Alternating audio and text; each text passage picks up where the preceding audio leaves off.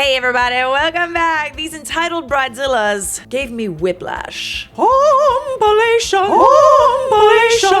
Married people of Reddit, what is your honeymoon horror story? Not my current wife, but my former. We decided to take a cruise for our honeymoon. Cheap, travel, beach, possibly fun. What's not to love? I booked the trip for a few months after our wedding because that's kind of what worked best for us. Fast forward to then, she heads out for our departure port a day early to go hang with college friends. I leave later because I'm at work. I get to the port on departure date and she's nowhere to be found. She's not answering calls or texts. I start to get worried. I call her folks. They haven't heard from her. She's seemingly vanished. After a few hours of panic, I get a message from her. She's not going on our honeymoon. What in the hell? What in the actual hell is that? Turns out she's shacked up with a guy and we're done. Joke's on her, I went on the cruise anyway and had a frickin' fantastic time. We divorced very soon afterwards. She married that guy, had a kid, they split. She married another guy, haven't heard from her since. Me, I'm happily married now with 4 kids and things are going pretty great. Well, Funk Turkey, thank you for sharing. I'm glad that she, cheated before she went on an expensive honeymoon with you. Y'all would have just killed each other by the end. Also, being stuck on a cruise ship with someone like that, those cabins are pretty small. The toilets are aggressive as well.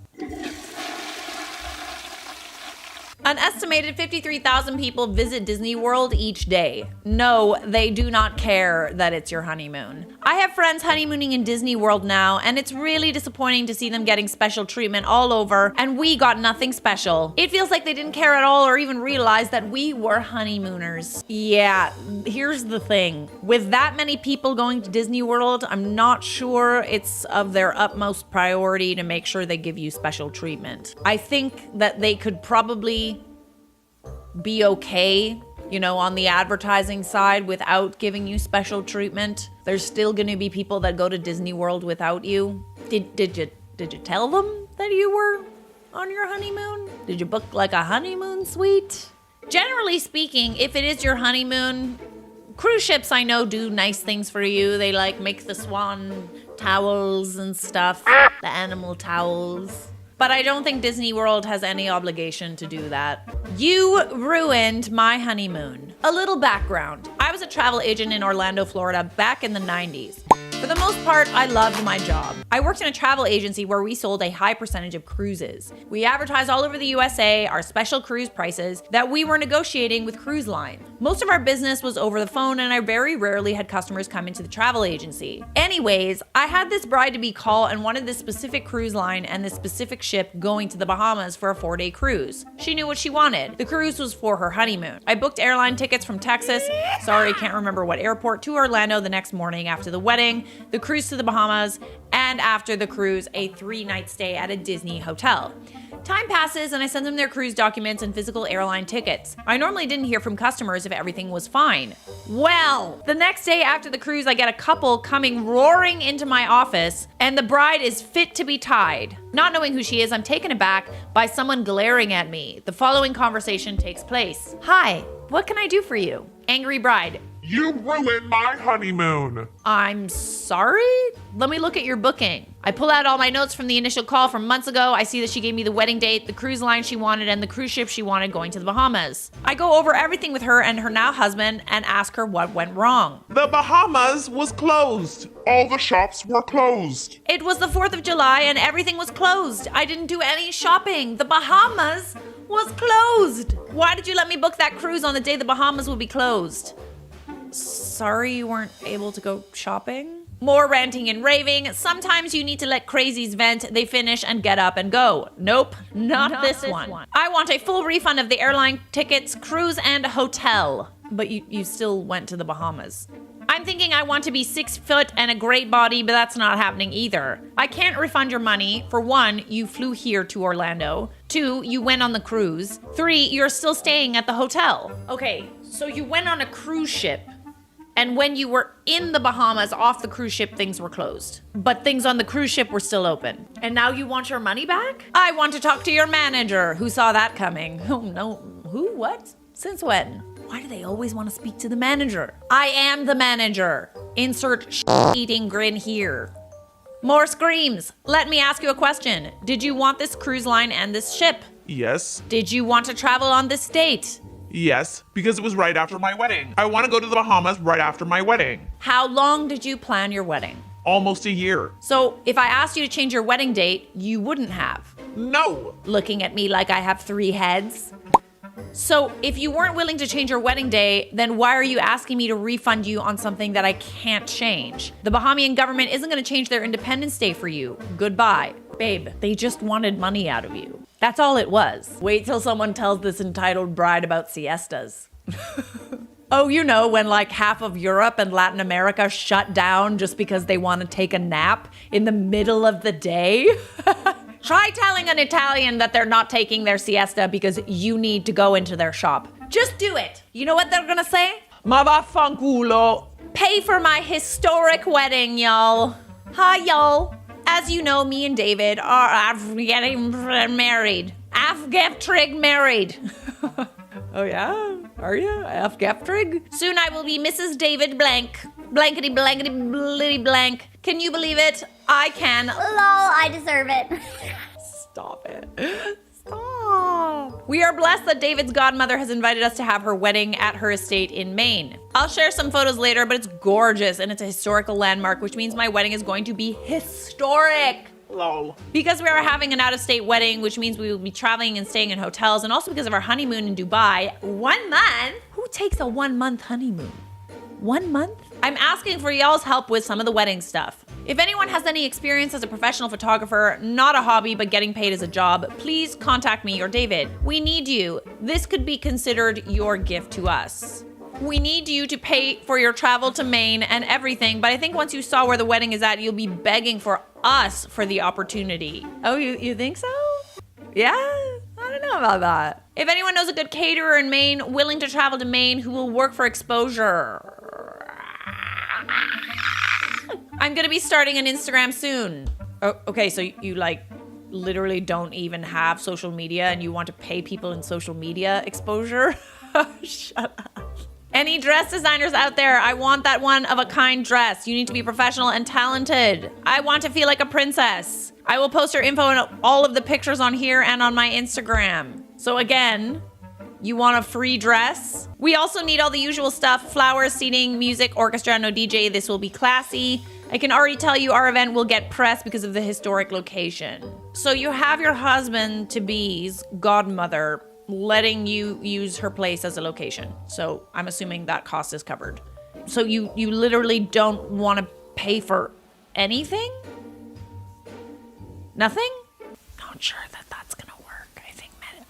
I think by definition, weddings cost money. Good luck with that. Did it turn out okay? Did you get what you wanted? I fly a lot, and I have this annoying thing that makes me need to pee while on flights. Every hour or less. That's why I always book an aisle seat so I don't need to keep bothering others to get up for me, especially on long haul flights. Dude, same. Always in the aisle because I have to pee all the time, and I hate asking people to move for me. It's so annoying. I'm just thinking of everyone else. Cause yeah.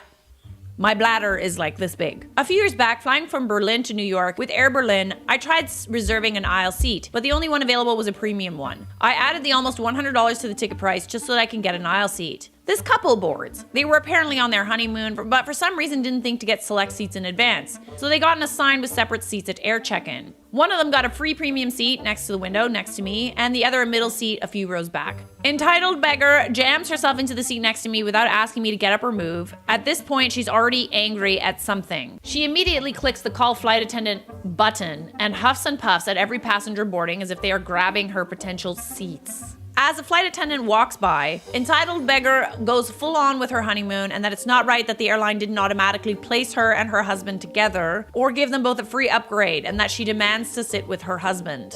It doesn't work that way anymore. You don't get to sit together usually. You have to like pay for your seat or pick your seat in advance. Otherwise, it's kind of out of luck. Flight is apparently fully booked, no available seats, and no easy ability to place the lovely couple together. Lovely couple. Love them. So nice. The flight attendant at this point, being polite, looks at me and said, "Sir, would you mind switching seats with this lady's husband?" I ask what seat he's in, and it's a middle seat, economy row. Not wanting to explain my whole pee issues in public, I say sorry, but I really need to be in an aisle seat. Flight attendant gets pissed at me that she now needs to deal with it. Oh, I'm sorry. That's like your job, isn't it? The entitled beggar started talking loudly in a different language with her husband, who's a few rows back, huffing and puffing, trying to make a scene. A few minutes later, about 3 flight attendants working on it while entitled beggar is yelling at them, her husband, but has yet to say a single word to me. She's moved to sit by her husband and some people are moved around for it. I get evil looks from the flight attendants during the entire flight. I pee every hour. Air Berlin goes bankrupt. Not sure if this incident is related, or is it? Oh, it's absolutely related. Absolutely.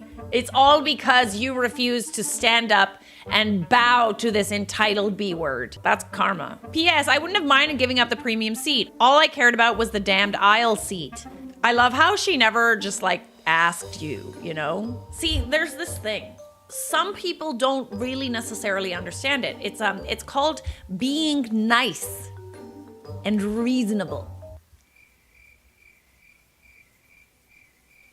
So, usually if you're nice to people and you ask nicely, they tend to do as you ask. Shocker, I know. What? Entitled honeymooners kicked off a plane to the Bahamas. Why is it always the Bahamas? This happened almost 6 years ago, around Christmas time. I, along with my fiance, now husband, sister, brother-in-law, mom, and dad were on a flight from Atlanta to Nassau, Bahamas. It was a late flight, so I was already tired, and I'm not a night owl, and I can't sleep on planes at all. During boarding, there was a young couple that were making out a few rows ahead of me. You can clearly tell that they were honeymooners. I ignored their making out mostly. But the woman sitting next to them kept complaining to the flight attendants that she was very uncomfortable sitting next to them, as she told them many times to stop making out, but they ignored her. Eventually, a flight attendant forced the husband to move to another row in the back. He looked majorly pissed. Oh, to be young and in love and to annoy others with your love. Could you just not kiss for a couple of hours, guys? Could you not you could kiss, but not that much. All I could hear was his wife arguing to herself and the woman in her row. During takeoff, both of them were being super disruptive and arguing with the flight attendants, as obviously they didn't like being separated from each other and they felt they did nothing wrong. The arguing/disruption got so bad the plane had to turn around, go back to the gate, and security came in and escorted the couple off the plane. Bro, what? I was more on the piss side, as this made our flight even more delayed. Luckily, my SO helped calm me down. We then took off an hour after our original takeoff time. Funny enough, a week later on the flight from Nassau to Atlanta on the return trip, I saw a familiar looking couple waiting at the gate. Yep, the honeymooners. I guess they were able to go on their honeymoon after all. Hopefully they learned their lesson. Don't make out on planes. At least not that much. We get it. You're in love, you're excited to spend the rest of your days with one person, and you know when you're just so in love that you just wish you could just jump inside another person. Yeah, I get it. I do.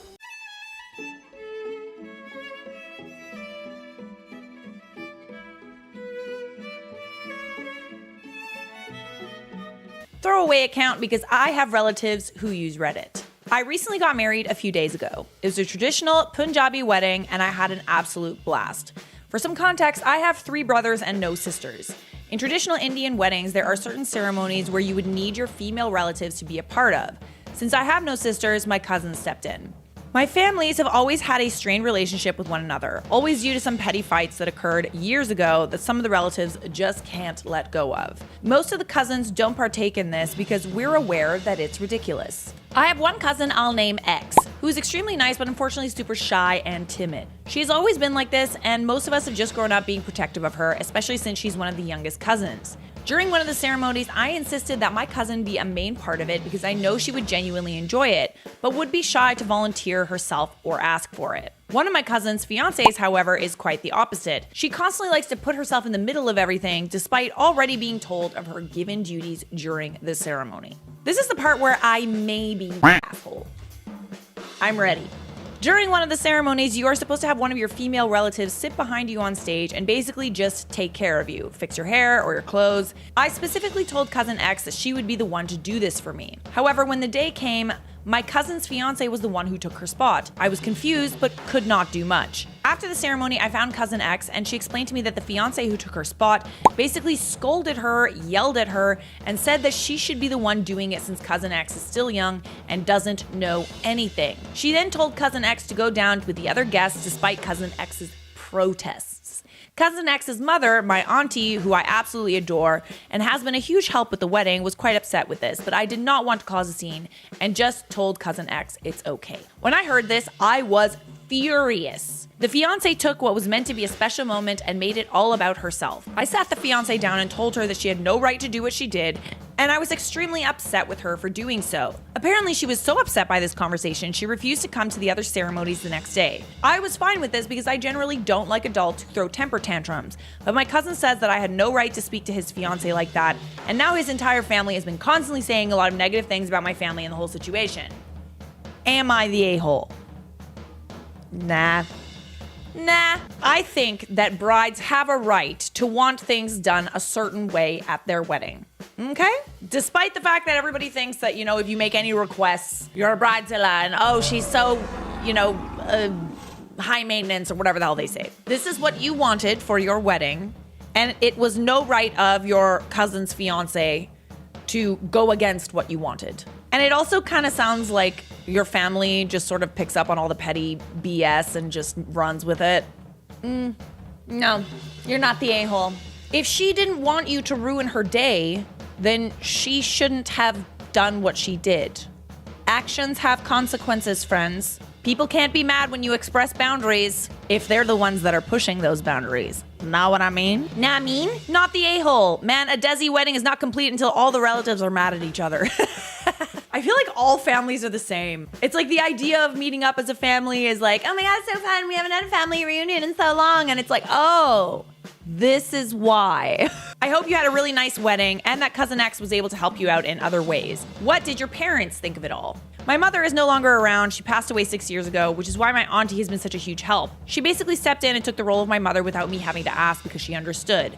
They helped to pay for parts of the wedding, especially with the hall rentals, the catering and the decorations for each ceremony. My father says that I should just apologize and get the whole thing over with, but I am hesitant because why would I allow her to just get away with doing this? Apologizing is overrated. Everyone's always like, Be the bigger person. Apologize. why? What if I don't want to be the bigger person? What if I just want to be petty? It's our Desi way to tell the children to apologize. Doesn't matter who is right or who is wrong. I think you need to talk to your auntie and cousin X and tell them what's going on. They're probably facing some blowback as well. I'd keep a united front. All right.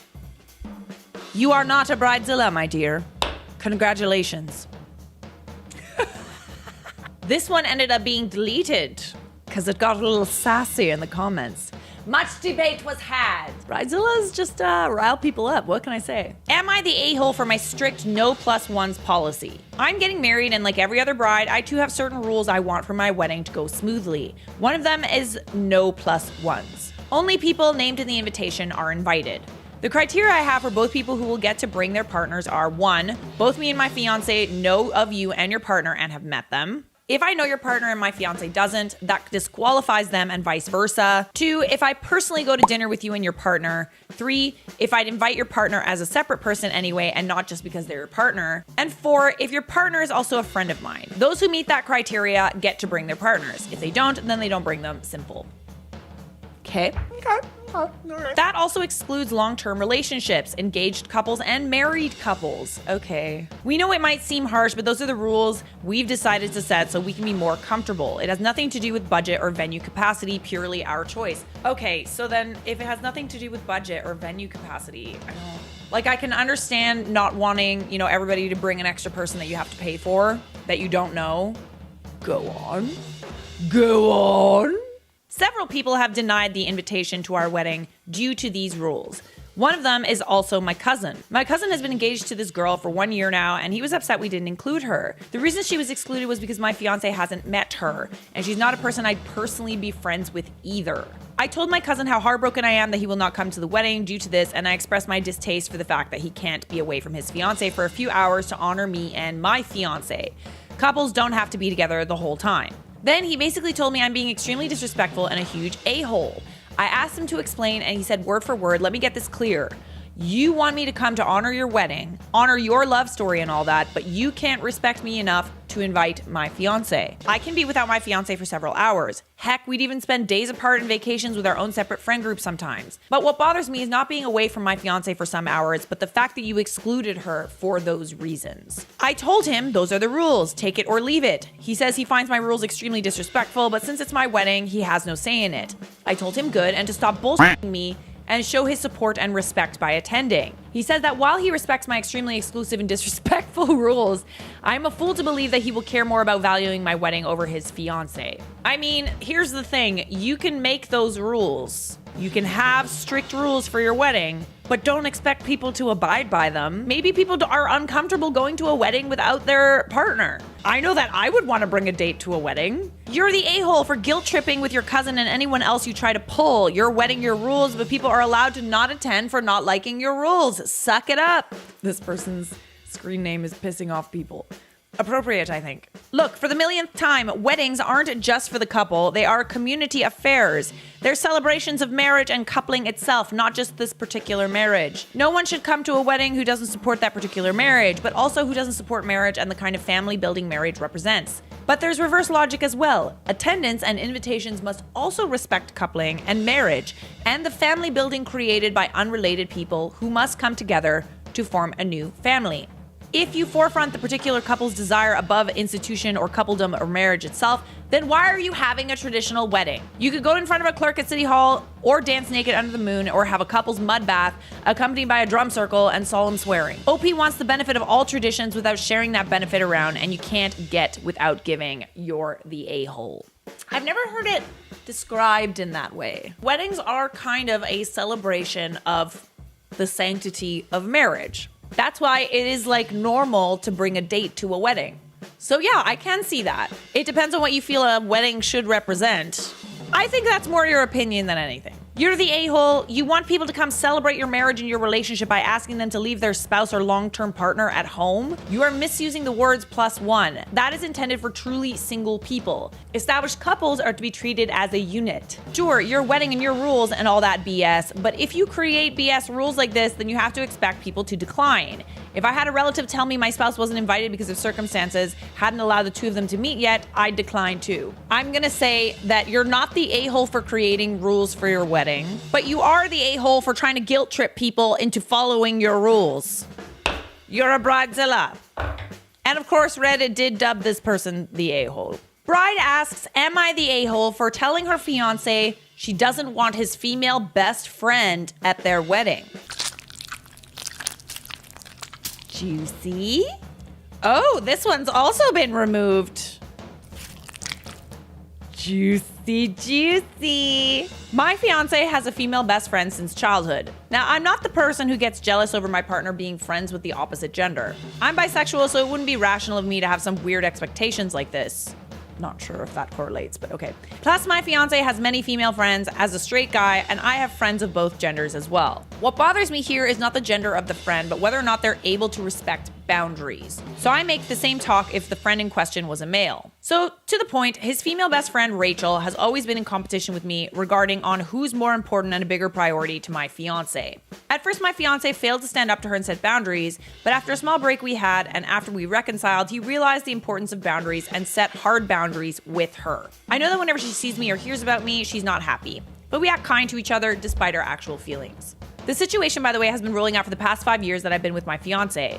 When he proposed, Rachel didn't congratulate us at all and completely overlooked our entire engagement and kept referring to me as my fiance's girlfriend. My fiance kept correcting her each time, telling her how she's not funny or quirky doing this. She's just disrespectful, and after a certain point, she stopped. Now that we are planning our wedding, we picked our groomsmen and bridesmaids, and my fiance has his female friends as one of his groomsmen, a groomswoman. After my fiance asked her to join that role, she texted me a lengthy paragraph which summed up to, just so you know, your fiance and I are still each other's priority. You may marry him and have kids with him, share a house with him, but right now, he picked me as a groomswoman knowing that would bother you because he cares about not hurting my feelings more than your feelings. You can easily ruin friendships like that. Just stay in your lane and accept your place. You may be his wife, but I'm his best friend and I'm not going anywhere. Make peace with it, and who knows, soon enough, we might get along. Those are some fighting words, Rachel. It's kind of intense. I feel like she's just like waiting for you guys to like break up. It's a bit weird. My spidey senses are going off and I don't even know her. I showed my fiance and he said he'll deal with her and I shouldn't worry. I told him I've had enough and that the only solution I'm accepting is proper consequences for her actions. This means she's either dropped as a groomswoman or uninvited. He makes the call for which one it will be, but I'm tired of his best friend not having real consequences of her actions and getting her way. I won't trust him enough to proceed with our wedding if he doesn't set clear limits and make his friend face the consequences of her behavior. He said what I'm doing is very unfair because he's not responsible for her actions and feels like I'm putting unnecessary responsibility and pressure on him. Am I the a-hole? No. No, you're not. I think she's got it a little twisted. Rachel does. You're the wife.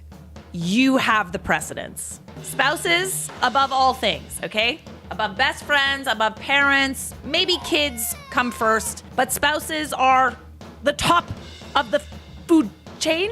Don't eat your spouse. I don't know, this whole thing kind of irks me a little bit. Like, I feel like she's just waiting around for her, like, chance with him.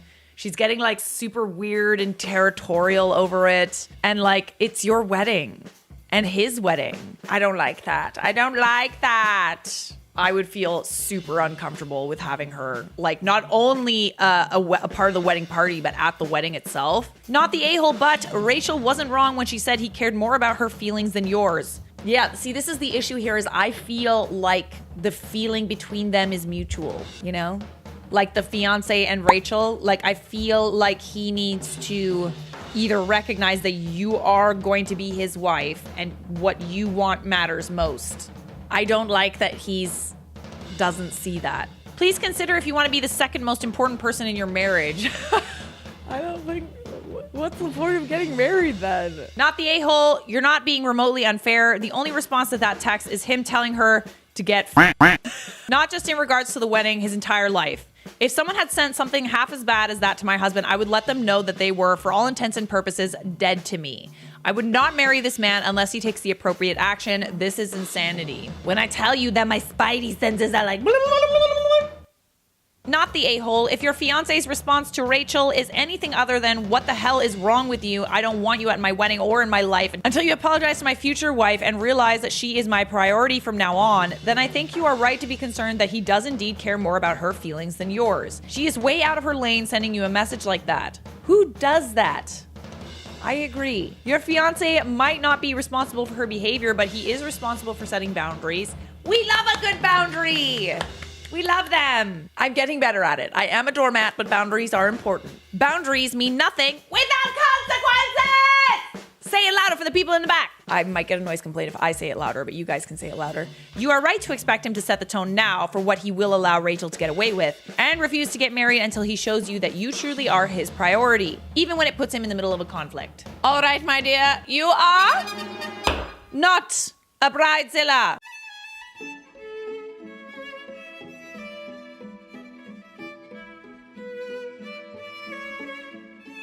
I, 48 female, have known Pat, 48 female, for decades. As far as I can remember, she was fixated on having 5 children and a picket fence dream life. I slowly cut ties with her in college because she was an opportunist and I didn't trust her. She is both manipulative and forceful. Her idea of cute rubs me the wrong way. Pat likes to walk like a penguin when she wants to elicit pity, and she usually does this when she wants to evoke the underdog narrative. I've never seen someone act so despicable and ridiculous at the same time. I moved on with my life, happily got rid of her for years. Pat eventually found me on Facebook.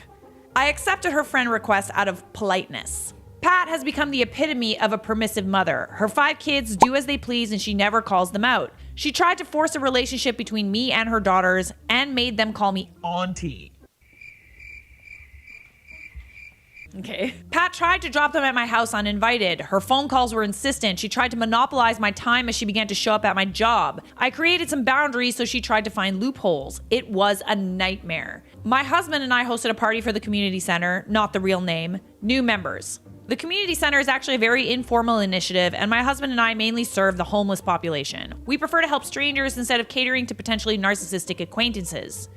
I can guess who you're talking about there. We don't mind lending a hand, but we've encountered truly dishonest choosing beggars. There are other services like one of the 3 members who helps women get their wedding and prom dresses for free. The community center location headquarters is actually a farm owned by an elderly couple. There's a barn, a venue, and a very nice green field with an artificial lake and some full. They charge for the use of their facilities, wedding, etc., but not for community-oriented stuff. Pat had always been salty at her husband for demanding that she go back to work after baby number 3. In the meantime, he worked 3 jobs. She demanded he get her pregnant to fulfill her dream of having 5 kids. He didn't agree because he was already nearly 45 and felt like he might never be able to retire. She got away with bringing new babies into the world anyway. Her fascination with being pregnant comes from all the attention she gets. Sounds about right. She's had at least 1 miscarriage in between each kid. Pat latched onto our group. She never missed any of our activities. I hated having her at my house, but it was an open invitation that included virtually everyone, and she was very active as an event organizer. I didn't like the way her kids behaved. We'd have a designated area for parties and entertainment, but her kids ended up in the bedroom. We ended up having to keep watch of them and enjoyed 0 of our own party. I called her days later to get my point across regarding their overall behavior, but she completely cut me off and began talking about herself and said her kids wanted to come visit again and use our pool. I never answered that. I didn't want to say, no, I will not have your brats over. Doesn't have a nice ring to it, does it? She also called me as summer was approaching, specifically to let me know her middle daughter was bored and wanted to spend a week at our home. I politely declined, citing that me and my husband have to work and cannot entertain guests. Pat paid no heed. Her kid called me on the weekend calling me auntie and attempted to coax me by saying, Mom says you invited me to spend summer with you. What? I quickly clarified and offered an explanation to avoid hurting a kid's self-esteem. Never mind, her daughter just hung up on me. Pat's Facebook also showed some red flags. Some cryptic rants here and there were visible, along with friends' comments and complaints about how she asked a particular person to watch her kids only for a couple hours and ended up leaving them all day. If you can't handle 5 children, don't have 5 children.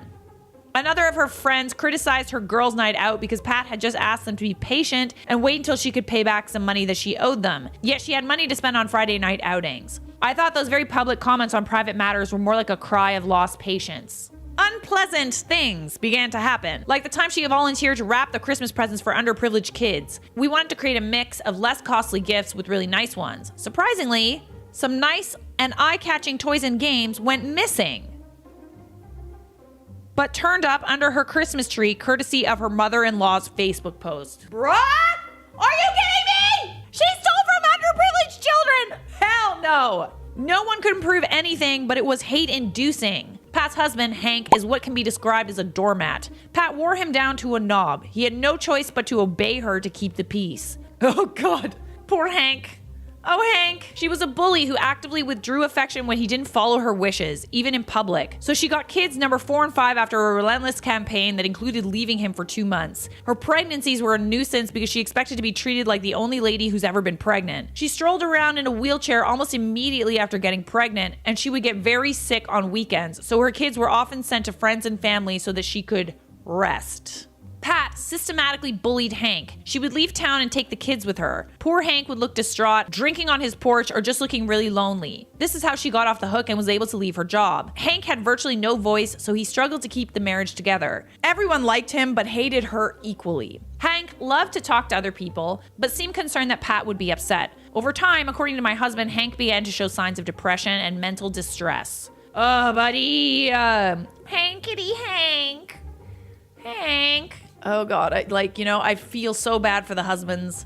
Our friend Lena runs the wedding/prom dress initiative. It's not complicated. Dresses are sourced from donations, eBay, trunk shows, etc. Unusually beautiful dresses are retained so that more than one bride gets to wear them. In some cases, a bride will pay $50, but most of the time the dresses are donated to the bride. Pat was involved in this. Lena kept her in because they never had any issues and her task was limited to just shipping the dresses out. Pat decided to renew her vows, and her Bridezilla Karen attitude became the icing on the cake. For starters, she bullied another couple into giving up their wedding date at the farm because she needed her renewal to match her exact wedding date. They were not impressed with the harassment, so they booked another venue. I think that's what she wanted, no? As a result, the farm owners were pissed because Pat was already costing them money after she successfully negotiated a cut in their rate because she couldn't afford it, but would repay it by doing maintenance work around the venue. She never made good on her word. Why am I not surprised? Pat became attached to a particular dress that was already assigned to another bride. Lena made it clear she would need to pay for her own dress, so Pat played it cool and shipped the wrong gown instead. Like, it's actually laughable at this point. Like, are you kidding me right now? How are people this entitled? She was adamant that it was the right dress despite all the notes on Leia's agenda. The other bride was truly gracious about it. She was obviously disappointed but never made a scene. What bothers me the most is I picked that dress and bought it for $40 at a garage sale. Not my money, Leah's money. It was a vintage dress, ankle length, with lots of lace and a huge bargain. Again, when confronted, Pat used the "this is mine" strategy. Oh my god. We felt so bad for the other bride that we did our best to get her something nice to wear. The other bride was a true fighter. She had pulled out of welfare, earned her high school diploma, and was working to get on her feet by trying to earn a certificate as an acrylic nail technician. So her reward was to have some Karen steal her dress. Where does Pat live? I just want to talk to her quickly. Pat never admitted to messing up, but just by the fact that she claimed it was her dress, we knew. Lena never allowed her in her warehouse again. The last phone fight ended with Pat bringing up the other bride's past, like it mattered, and This conversation is over. It's my dress and you are mistaken. this was weeks before the other bride's wedding. Pat went all out on her wedding decor. She spent way too much. She hired a caterer for some food, mainly mimosas and appetizers, but the wedding invitation included a request for specific dishes for her Sunday brunch wedding. Either she ran out of banquet money or was on a complete moocher mode. Honestly, probably both.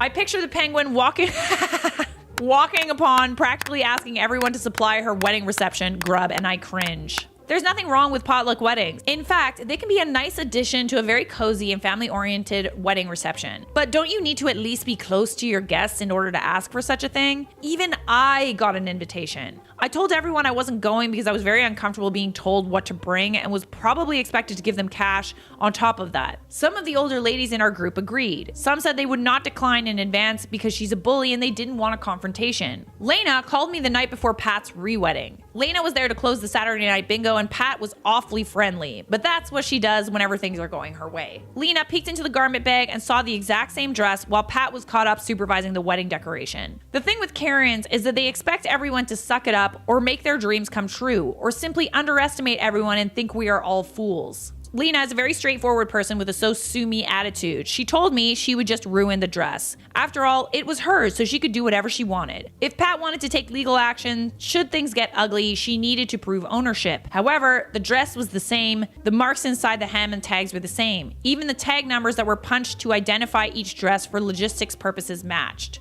Pat had the dress altered with some extra beading and dyed to a deep cream color, but it was obviously the same garment. Lena and I snuck in before the venue was closed for the night. All brides are allowed to stay in the small bedroom for a small charge, so that they didn't need to drive in on their wedding day. Honestly, the makeshift chapel was gorgeous. I don't know how she paid for it, but it was full of flowers and presumptuous details. I naively brought in some ink to spill on the dress, but Lena said she wanted to do something more awful. Like a nasty surprise. Oh, okay, this is getting good. Ink would be too obvious. If she saw it ahead, she may be able to snag another gown from somewhere. No, the ideal thing was to have her trust the dress was fine. So Lena locked herself in the bathroom stall and completely cut out the back panel. She patiently put it back on its hanger and zipped the bag. We left through the emergency door with the back of the dress stuffed inside Lena's purse. The wedding was scheduled at 9 a.m. Pat called me at 7 a.m., but I ignored her calls. I picked up by 8 a.m., both curious and wondering if she suspected anything. She was frantic. She was crying that her dress was missing by half. I purposefully made her explain, being annoyingly dense and continually interrupting her like she does, and stalling the conversation. She asked me if I could lend her my wedding dress. I said no, sorry. She then asked me if I would help get her a dress. I was satisfied to remind her that the town's bridal shops were closed on Sunday. And the others that were open were almost an hour away. The farm is already almost 1 hour away from our town. If Pat could get to a shop to rent a dress, she would need to try it on and get it steamed. Even if the dress was ready to wear, it would easily take more than 2 hours round trip. She tried to ask me to go pick a dress. Who would pay for this? By the time it got to her, it would be time to wrap up the wedding because she needed to clear the venue by 12 o'clock for the next event. She broke down and mumbled some stupid stuff I didn't understand, so Pat hung up on me and called Lena instead. She asked Lena to bring her anything she had available. Lena and I ended up delivering the most outdated, most smelling, most oversized dress. Pat's disappointment was a mix between angry and emotional. She also tried to wear her knee-length silk bridal slip as a wedding dress, but it was too obvious and it really looked cheap. The dress needed a petticoat to plump up the skirt, which wasn't available, so it dragged all over the floor and Pat had to keep pulling it up. Pat walked down the aisle with one hand on her bouquet and another one grabbing her dress. The dress looked limp and weird with the arrangements of pins. They didn't show. That caused the sleeves and neckline to pucker in messy rims. She spent the ceremony looking uncomfortable and out of place. Very few people attended. I'm not surprised. But that was not part of any revenge. That was just how people reacted to her entitled attitude. The dress looked awful. The reception portion of the wedding had all this princely decoration, a very nice cake, and a bridezilla with a dress from hell. I didn't stay, but I was told she was so disappointed she spent her wedding sulking. There was no dance, no actual speech. She had to change into a shirt and leggings because the dress was too uncomfortable. Everyone talked about how Pat put on her flip-flops and was walking around aimlessly until she ordered the ushers to start folding up the chairs within 1 hour of the reception. So she practically kicked everyone out and the cake was never cut. Pat wasn't the same after this. She was not as loud and avoided everyone. I think she was disappointed that nobody ran to her rescue, not even her family who came from out of town. All right, do you guys want to see the dress? Ready? What she thought she was going to be wearing. Beautiful. And what it actually was. The dress was even bigger.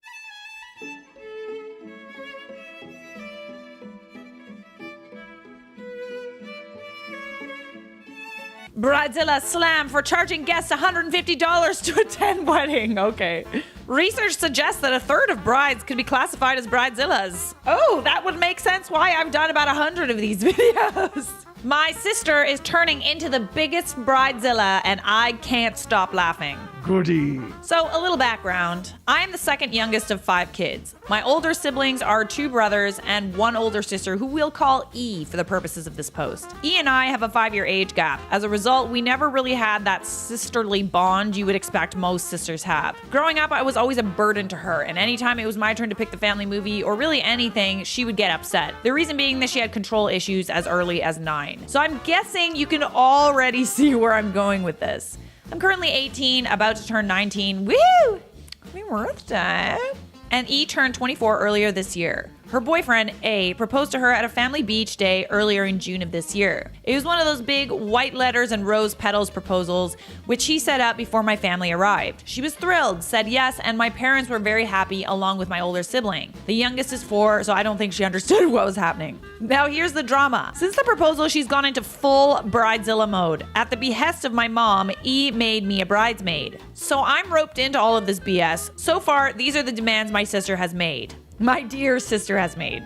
All bridesmaids are to pay for their own dresses. A $300 dress in blush pink, shoes, hair, and makeup. 2, all bridesmaids need to attend all wedding and bachelorette events, including the bachelorette spa day, $800 each. The bachelorette vacation weekend to Toronto, hey, and stay at the Fairmont Hotel, expensive, $1,000 weekend just for a hotel. And unpopular opinion, the Fairmont is like not that nice and very expensive. The dress appointments, even just for bride, all alterations covered by the person, $300 dress plus approximately $300 alterations, etc. All things to do with the wedding, the cake, the venue, the catering they need to attend, the cake and food tasting, they all need to pay $25. The guests and the bridal groom party need to pay $150 to reserve their spots. And gifts have to either be cash, check, or from the list of registry items. She has a spreadsheet of what everyone is gifting, and she says she will return items that aren't from her registry / match her theme. Oh, okay. My mom says it's bride anxiety. I say it's just my sister trying to control everything because she wants a December wedding on a ski hill.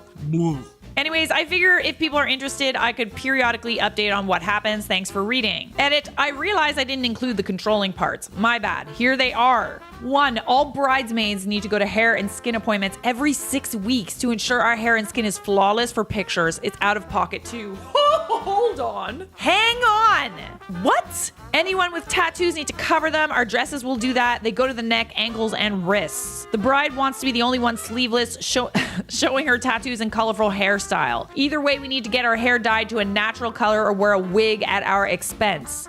Buddy. The dresses only come in sizes 00 to 10, pretty good range for most, but those who don't fit are expected to try to lose weight. I'm a size 12 and already my sister is calling me fat. She sent me a keto diet book through Amazon. Ugh, keto is the worst diet. Speaking from experience. And also, really? No one. Vendors are to communicate directly with the bride and groom. It has to go through us first. Kind of odd for someone who claims to be controlling. She made a Gmail with last name wedding, which we all have access to, and we aren't supposed to ask her if something is okay. We should just know. This is the part that stresses mom out. Yeah.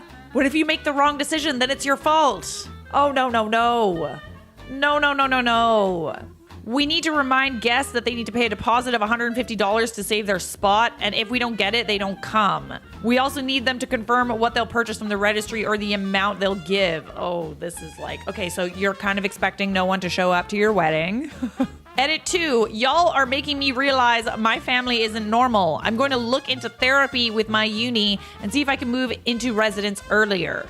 I want to thank the person who private messaged me about getting my mom off my bank account and also my birth certificate. I think I'm going to do that. Edit 3, I'm going to take some time away from this just because a lot of you are right. This isn't normal. Our relationship as a family is not normal. I called my aunt while I was at work. For those of you who don't know, she's my godmother and she thinks my mom is nuts. And we talked about it. She's encouraging me to talk to my parents about everything, not only the wedding, but favoritism since childhood. And she's also on standby in case things go to crap. So, I would say that, yeah, she's being a bridezilla. Oh, okay, wait. Bridezilla or not, she sure is selfish. These costs are being expectations. I'd let your mom know that you need some money or you'd love to be a guest. What happens if you can't afford all of this? I guess you just don't go. Even the guests have to pay $150. There isn't going to be anyone at this wedding and it will be glorious. It seems like pay $150 and a gift. On what planet is this reasonable? I'm a grown-ass adult with a job, and that's beyond my means. The bachelorette weekend is more than my mortgage. F that noise. Oh my goodness. You know, as much as I love doing these videos and like, you know, how much I love weddings, I do love a good wedding. I love it. Love is great. I love love. But it's so expensive. Oh God. And it's like everyone that didn't get married during COVID is now getting married in the same summer. And I'm like, I can't justify this expense. Bridezilla slammed for issuing 7 rules for her wedding, including a strict dress code, no phones, and a booze ban. Okay. My partner and I have copped so much over the rules that we have for our wedding in February. And this trend has been all over my For You page, so I thought, why not? I'm going to make a video about my rules. This is the one that caused most of the stir, is that we're not having any children except for our own son at our wedding. This is for a lot of reasons, but the main reason is that we only have 50 seats. We're getting married in a registry. Both of our families are quite large. If we brought everyone's children, we'd only have 25 spare seats, which is basically our immediate family, and that's it. Number 2 is that the bar tab will not be starting until 5 p.m. Our reception is starting at 2 o'clock. We really don't want everyone to be legless and going home in a taxi before the night has even begun. We want everyone to look good in the photos, feel good, and for the bar tab to last into the night as well. Number 3 is that there will be no phones during the ceremony. I will literally stop what I'm doing in the middle of my vows if I have to and go tell you to put your phone away. We are paying $3,000 for a photographer. Take pictures with us afterwards. Number 4 is that there will be no +1s. If we wanted them there, they would be. This is a bit harsh, but quite frankly, it's the truth. I do not want to be forking out hundreds, if not thousands of dollars for this wedding to pay for drinks and food and entertainment for someone I don't even know. Some of those rules are reasonable. But I can tell you right now, if the guests at your wedding are standing around without alcohol for 3 hours, they're not going to be happy about it. Is there any other reason to go to a wedding other than the free alcohol? Oh yeah, the couple getting married, right. But I mean, the free alcohol is definitely the point for a lot of people. It's what justifies, you know, the expensive gifts and all the planning and the outfits and the time taken off. Like, it's a party, right? You know, tell me you're an alcoholic without telling me. I would say it's more your attitude in this video that's more bridezilla-y than the post itself. Comments are turned off, eh? Interesting. Yeah, girlfriend, I don't really think that it's your wedding rules. I think it's the way that you presented them. Bridezilla demands bridesmaids take off engagement rings so hers is center stage. No, you didn't. Bridesmaids can only wear wedding bands, not engagement rings. I was a bridesmaid in a wedding where the bride sent a wedding update email to her 8 bridesmaids about a week out saying, among other things, that she didn't want us married bridesmaids to wear our engagement rings. Only our wedding bands. She said it would help spotlight her rings for Wedding photo purposes. My guess is that she wanted her diamond to be the star of the show. But the weird thing is that her ring is so much bigger than the rest of ours anyway, almost 3 carats. Super weird. All of us bridesmaids complied because it wasn't worth the drama, except for one who had her band and engagement ring soldered together. The bride asked to turn the stone around so it was inside her hand during the wedding. Listen, no one is looking at those rings except this bride. I can tell you that much. And it's 100% about the fact that she wants her ring to be the biggest. Bridezilla expects guests to wear Burberry scarves and Louboutin heels to her beach wedding. And what if we don't have a Burberry scarf or Louboutin heel? On the beach? Really? You want people to wear Louboutins on the beach? One aspect of planning a wedding is coming up with a theme, such as the color scheme, decor, flowers, and table setting, which could be carried onto the dress code. While it's understandable that much thought and careful planning goes into executing these themes, it really shouldn't be at the expense of the wedding guests. Of course, it's nice to have, blah, blah, blah.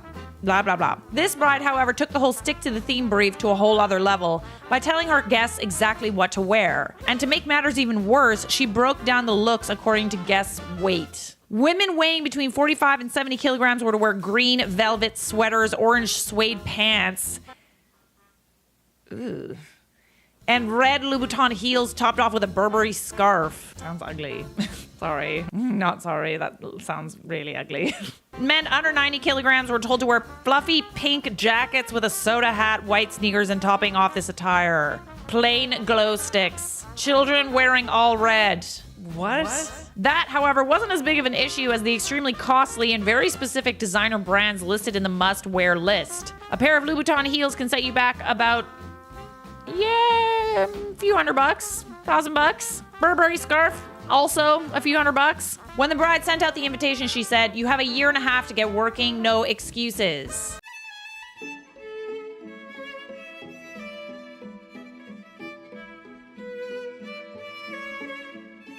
Bride doesn't hire a photographer because they want someone with a larger social media following. Hello, thanks for sending over the contract for us to look over. We absolutely loved your work. The style is exactly what we want. We loved your personality on the consult call. This is nothing personal. We just want someone that has a larger social media following because our day is going to be beautiful and deserves a larger audience. Our dream is to have other couples use our day as a guide. We can't thank you enough for all the recommendations for other vendors. That was so kind and helpful. The wedding planning guide was also helpful. Thanks. Why does it matter if the photographer has a larger social media following? Social media followings do not guarantee quality. They do not say anything about how skilled you are as a photographer. Quality minimum, quantity maximum. I'm always baffled by the people who think anyone cares as much about their wedding as they do. Let's be honest, brides are the main character for their day. Just that day. Everything leading up to that day, I'm sorry, you're not the main character. I missed the part where that's my problem. Once as a bridesmaid, I had to pull the bride aside and say, this may be the biggest day of your life, but this isn't the biggest day of any of the rest of our lives. Ooh, burn! Lives. Facts. It sounds horrible, but she really was acting as if her wedding day was the most important day since the creation of the universe. She did chill out after that, but only a little bit. Well, I'm glad you managed to turn down that knob. Bride gets RSVPs from wedding guests only after the fact, tells everyone who said they were coming that they need to pay $75 per plate. Another one, eh? Okay, I contemplated posting on this, but as time passes, I grow more inclined to do so, as I seriously need your thoughts on this, not for a friend, but for me, as I'm completely stupefied by this happening. We received the most beautiful wedding invitation via mail, and we responded well before the deadline with our choice of dinner and space for 2. Days later, we receive a sweet voicemail of thanks for responding, followed by a request for $150 to cover dinner at $75 per person. That's outrageous. Okay, what? Has anyone ever heard of this happening? What in all of creation on planet Earth? By the way, this is not a destination wedding, and even at those we've attended, we'd never had to pay for a plate. Help. I think that we've all come to terms with the fact that you're gonna have to pay for things if you're gonna have a wedding. You're most definitely gonna have to pay for people to eat at the very, very least. Drinks. I've seen cash bars, donation bars. It's not unreasonable to ask for people to give, donations for drinks or whatever. But asking people to pay for the dinner at your wedding, this is not some like amazing event that people are like, paying to go see a concert. You take that back! This is your wedding. It's expensive. If you can't afford it, have a smaller wedding. Where's the fun in that? The author later added an update. Okay, at the suggestion of a very few dear people, I had a conversation during my lunch break that went something like this. Hi, love. We've received your voicemail and had a bit of a concern about the fee for dinner. May we ask why there is? Her response, I kid you not. Who are you to ask about what I'm doing for my wedding? I don't understand why all of these folks are declining after my calls to them like we're supposed to pay for everyone to damn eat. It's my wedding. You either pay or you don't come. After about 7 seconds of silence on my end and a big to my phone, I politely said, darling, it's in poor taste to have sent invites, received RSVPs, and followed up voice notes to pay for the meal. Had the invites been printed beforehand, your invited guests could decide from there on whether or not they are to attend. I don't appreciate the tone you've taken with me when my question has come from a genuine place. Her response, well, you've heard what I said. Either pay or don't come. My response, our acceptance is rescinded and you have a good life. Terminates call. Inhale. Exhale. Okay, what in the hell on earth did I experience? I have not been right for the remainder of this day and I still have 4 hours left of it. You either pay or you don't come. Okay, again, your wedding is an important event in your life. But can you imagine if everyone made everyone else pay for their own weddings? It doesn't surprise me that people canceled after that. You should have said that from the beginning and then let people decide. That would spoil the surprise. It's my wedding. You either pay or you don't come. Well, prepare for a wedding with no one attending then. Is this supposed to be the gift or in addition to the gift? That's a good point. If she didn't expect people to get her a gift and instead just wanted to have like a nice wedding, I don't think it's unreasonable to ask for people to pay for the plates. But if you expect a gift and for people to pay for the food, I don't know. That's a bit much, no? Am I being unreasonable? Not at all. Either way, it's incredibly tacky, but if the bride had worded it in a more respectful manner and made it clear that this was the gift and nothing more was expected of the guests, it might not have been that bad. Nah, f it, it's super tacky no matter how it's worded. Yikes. No, you invite who you can afford to invite. That's the end of that. I always pay for my plate with my wedding gift. So if my FI and I are attending, it's a restaurant that costs $150 a plate. I'll give $300 as a wedding gift. That's just how my family has always done it. But to reach out and demand that is just tacky. I have family members that are in college. Should I expect them to give that much? No, that is so wrong. I want my friends and family with me to celebrate my happy day, not because I want them to give me money. I couldn't have said it better myself. I told you, Bridezillas out here wildin'. They be wildin'. They're all out of control. Bridezilla slammed for demanding fiance wears contacts at a wedding to hide his genetic condition. I'm sorry, what? A bride-to-be has been slammed online after she told her fiance with heterochromia to wear contact lenses for their wedding photos so his eye colors would match! Ah! Damn it! Shut up! No, you didn't. Did you? Did you really do that? A bride has found herself in hot water after she suggested that her fiance should change a major part of his appearance in preparation for their wedding photos. I'm sorry, heterochromia is one of the coolest genetic conditions ever. It's literally so attractive. Why are you marrying him if you don't like his eyes? And why are you embarrassed that much? I'm sorry, is this wedding still happening?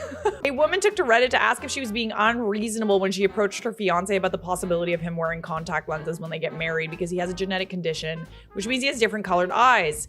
In her post, the bride-to-be said it would be nice if her partner, who has one blue eye and one brown eye, could have matching eye colors in their wedding snaps, especially if it meant they could match eye colors between them. However, the suggestion made her fiance livid. Really? That's surprising. He told me that he thought I didn't mind his eye colors, and I said that I obviously didn't, but I would greatly appreciate it if he wore contact lenses to match his eyes colors for the wedding photos. I said he could even match his eye colors with mine, as I have blue eyes, while he has one blue eye and one brown eye. Oh, did you? Oh, how gracious of you. That's so nice. The woman said she thought her husband-to-be was overreacting by being upset about her suggestion, and the pair are now having a bigger argument than she anticipated. She added, however, he hasn't been receptive to my suggestion at all. I told him that he's greatly overreacted as I don't want him to wear them permanently just for our wedding photos, but I don't get why, because everyone knows that he has heterochromia. So why is it that you want him to not have heterochromia for the wedding photos? I don't understand. Like, do you think this is gonna get published in a magazine or something? Like I said, you're not the main character of everyone else's lives, okay? And furthermore, I feel like a groom with heterochromia would get you published in like a magazine. That is so cool. And hot. So this post on Reddit was actually removed because people were really upset. One person said, you say you don't mind his eyes, and yet you're so ashamed that you don't want them in your wedding pictures. If you can't be happy standing next to him for who he is, you don't deserve to stand next to him at all. Say it louder for the people in the back! That's so weird, man. It's gonna be a no from me. Absolutely wild. Now that's entertainment. Am I the a-hole for asking my sister's cop husband to stand watch at my wedding? Go on. So here's the situation. My fiance's parents, my in-laws, aren't approving of our relationship. We asked why, tried to work it out, but no avail. The drama started once we announced our engagement and sent out wedding invitations. My fiance's parents lost their invitations after threatening to show up and ruin the wedding. But since the wedding will be held at my house, I won't guarantee that provoking their invitations will stop them. Matter of fact, that made them more upset. I kept stressing about that, and since our budget could barely cover wedding expenses, I figured hiring security guards won't be possible. I met up with my sister and her cop husband, we're not close, days ago at my parents' house. I told them what's been going on with my in-laws and asked my brother-in-law if he could secure the wedding and stand watch from start to finish to make sure no shows or interruptions will happen. For some reason, the room went radio silent. Yeah, same, yeah.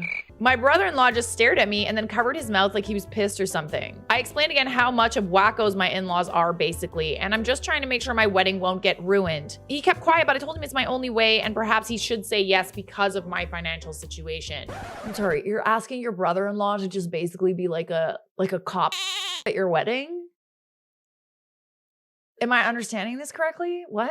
My sister asked me to follow her to the kitchen, then went off on me saying that was way out of line and I should stop treating her husband as my servant and expecting him to do whatever I want just because I felt bold enough to ask. She also said she was appalled that I'd even consider making my brother-in-law play security guard and not attend the wedding like any other decent guest. I think I agree.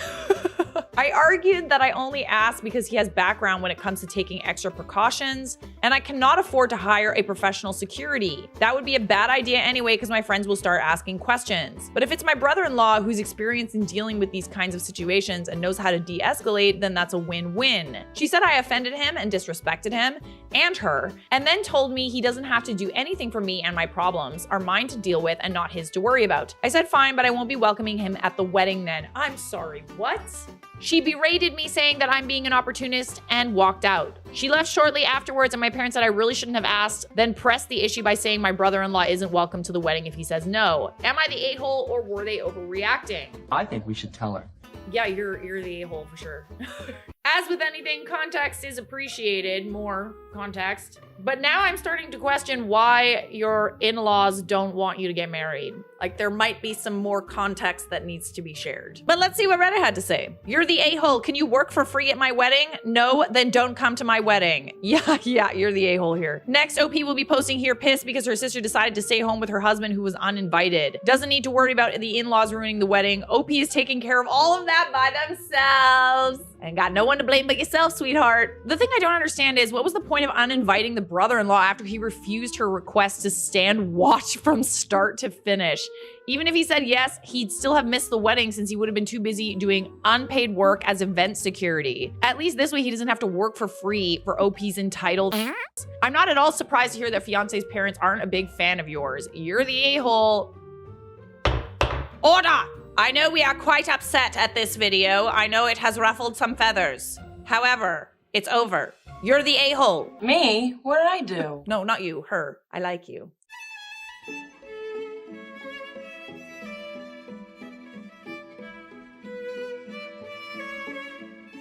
Am I the a-hole for leaving my sister's wedding early because she kept my husband out of the pictures? My 31 male sister Anne, 34 female, got married on Saturday. My husband of 7 years, Mark, 32 male, was there with me, and up until one point, it was an amazing evening. After the ceremony, Anne wanted a picture with all of our siblings. There's 5 of us and their respective partners, so we started lining up. When Anne saw that my husband was standing next to me, she shook her head and said something about him ruining the aesthetic.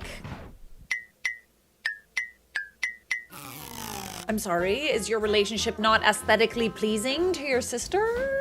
Apparently, her plan was to put one man and one woman next to each other alternately. Okay. Are you serious? My younger sister, 18 female, who doesn't have a partner and was standing on the very side, offered to stand between the two of us so we could be close and Anne's wish could still be respected. Okay, yeah, that's a decent solution. I fail to understand why, if people are going to be standing with their partners, what does it matter if they're aesthetically pleasing or not? She's horrible. I'm sorry, I'm just gonna say it. It just kind of sounds like she doesn't like the fact that you're gay. Sorry. Is that like, am I reaching here? Because what is this really about? I thought that was a great solution, but Anne disagreed and told Mark to get out of the picture. He's quite introverted and tries to avoid confrontation under all circumstances, so he simply complied and told me not to get angry. But it was obvious that he was hurt and disappointed by being left out. Yeah, no Sherlock. I fail to see why she wouldn't want her brother-in-law in the photos with her. Obviously, it didn't stop me from getting angry, and I walked away with him. I can understand that Anne wants her wedding pictures to look exactly like how she imagined them. Did she also imagine that her brother would be straight? Burn! But I think that the idea my younger sister proposed was very reasonable. I congratulated Anne and her husband one last time, but then I said my goodbyes. When I was asked why we were leaving early, especially before taking pictures, I said I didn't feel like our presence was wanted. Literally. We left before dinner was served, and I took Mark out to his favorite restaurant to cheer him up a little. Anne has texted me since saying I was being over dramatic and making a fuss over nothing. Okay, but she's the one that didn't want your husband in the picture. Like, you offered a solution. You said, okay, so then we can just put a girl in between us. But she's the one that didn't want your husband in the picture. Why is that? Seems kind of gay. Our parents have tried to remain neutral, but except for my younger sister, the rest of my family supports Anne and think that leaving early was going too far and that I should have sucked it up instead of ruining her big day. Also, to edit for confusion, my husband is able-bodied and white, so is most of my family, but we are indeed a gay couple. I don't think you were the a-hole, my dear. I think that not wanting someone to be in pictures deliberately is really rude. I don't care if it's your wedding or not. What does it matter if they're in the pictures? Unless you have an ulterior motive for not wanting them to be in the pictures, which is also a reason to leave. Hasta la vista, baby. Not the a-hole. Has your sister always been shamelessly homophobic? See? Or has the wedding brought out a new side of her? That's new. Okay, I'm glad I'm not crazy, because that is the first, I didn't want to like jump the gun or anything, because that is what I got from this. I admit, I didn't even realize that was a possibility. I just saw 2 married people at a wedding. So that to me would probably feel like I was being discriminated against. I've never been discriminated against in that way, but I think that they were there and they probably felt some type of way about being excluded. 100% homophobia, even if the sister doesn't even realize it. If you're fully embracing a family member as LGBTQ+, aesthetic of siblings with their partners having one couple being 2 gay men would mean nothing.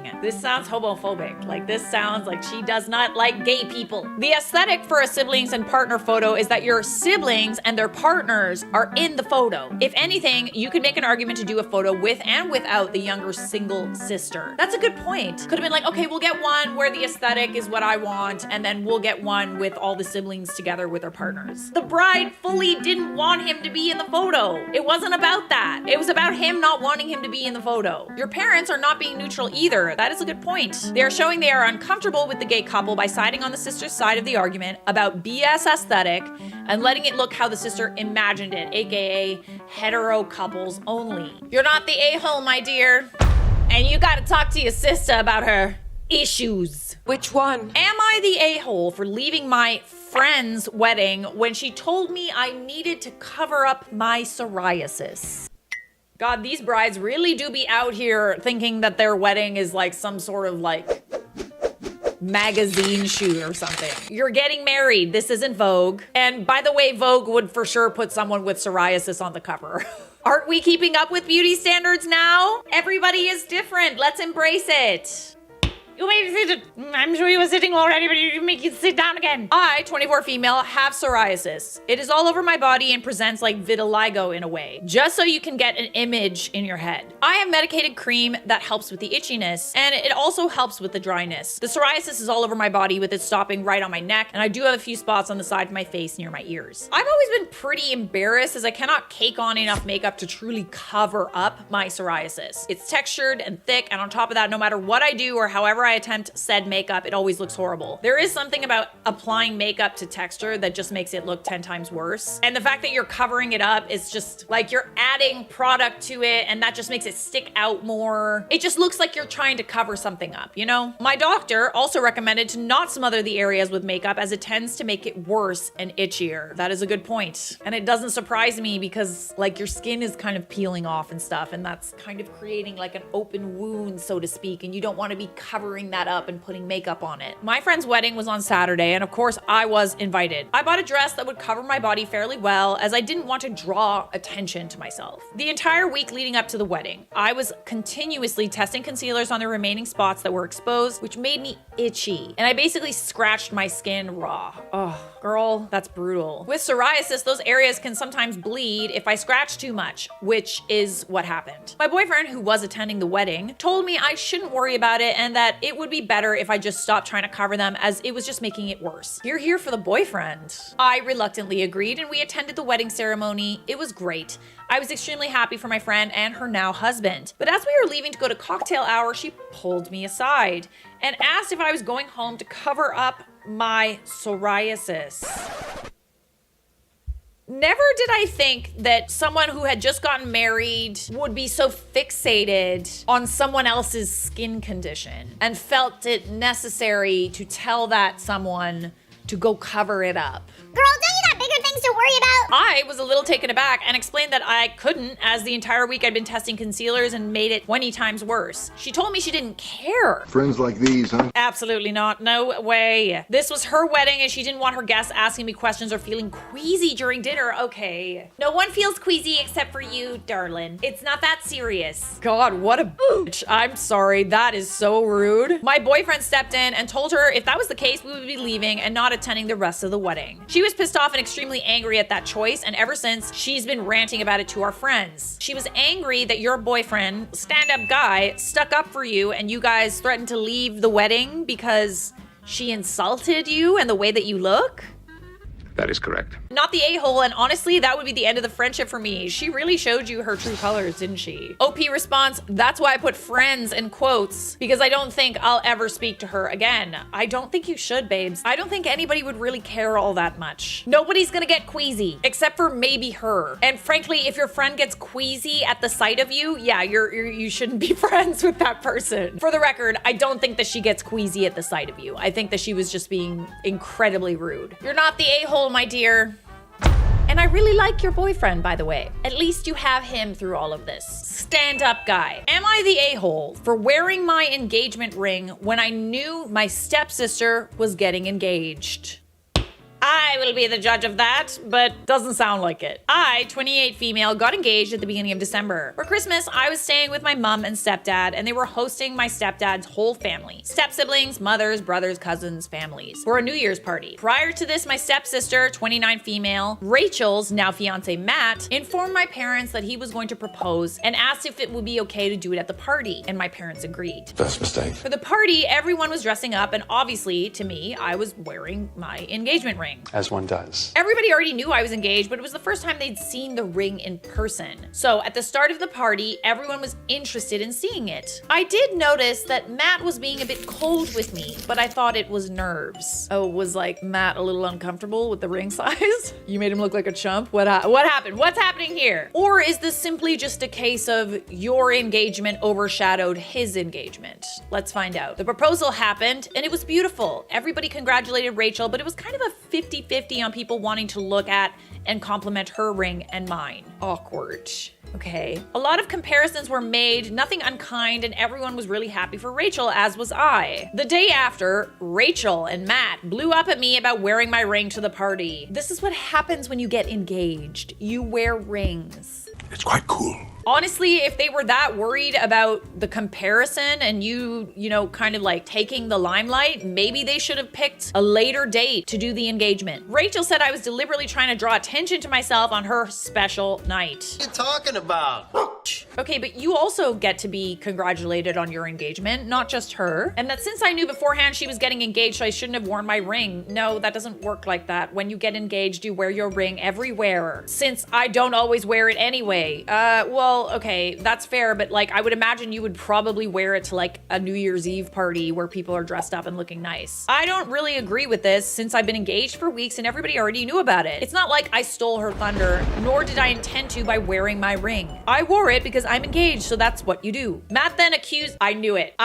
Listen to this. Matt then accused me of embarrassing her by wearing my colossally large ring when I knew Rachel's wouldn't be anywhere near as big, and intentionally showing him up in front of the family. I knew that's what this really was about. He even went on about the other jewelry I wore. Oh dear Lord. I can understand wanting to get your partner everything, right? And not being able to do that, not being able to provide, that would probably bother you quite a bit. Let's also not forget the fact that not everybody can afford a colossally large ring. Not everybody wants a colossally large ring. At the end of the day, an engagement ring symbolizes a promise. And it really shouldn't matter how big it is. It really shouldn't. Is that what you're reducing this to? My stepdad called them both stupid for their outburst. My stepbrother said there's no way I could have known that's how they'd feel. It's not like they asked me not to wear it. That's a good point. But also, even if they did ask you not to wear it, you better wear it. My mom says while she knows I didn't do it deliberately, she can see where Rachel is coming from since everyone preferred my ring to hers. Everybody else there shouldn't have compared the two. I feel like the a-holes here are the ones that were at the party, the family and friends, that were kind of making, you know, Rachel and Matt feel weird about the fact that they had a smaller ring. You should never be like, oh, mine's bigger, hee hee. Men do it all the time. There should have never been like comparisons. She also said that given my ring is quite unique, I should have considered it would draw attention.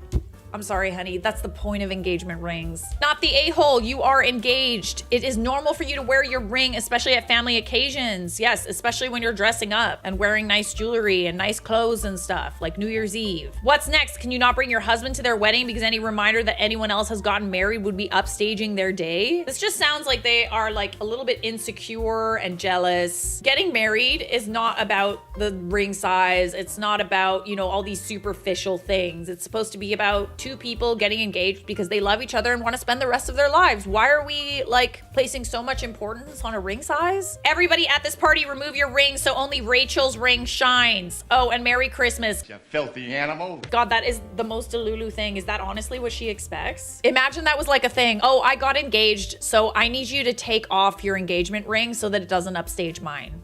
I've said this once before and I will say it again. Normalize being happy for other people. Stop comparing what you have to what someone else has, okay? It doesn't help anybody.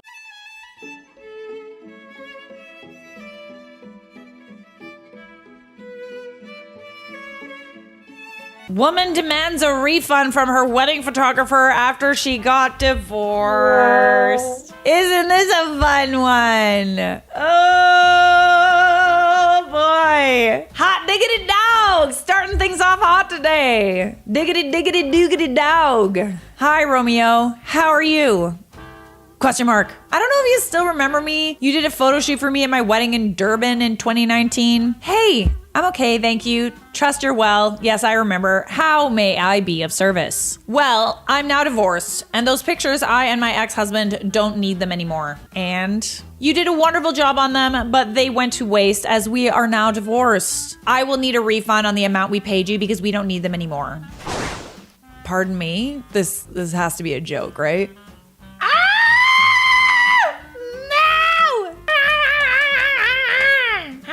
No, a big fat no. Imagine life worked like that, eh? God, I need a refund on the last 4 years of my life. Can I have that back, please? I demand it. I'm sorry, do you have a receipt?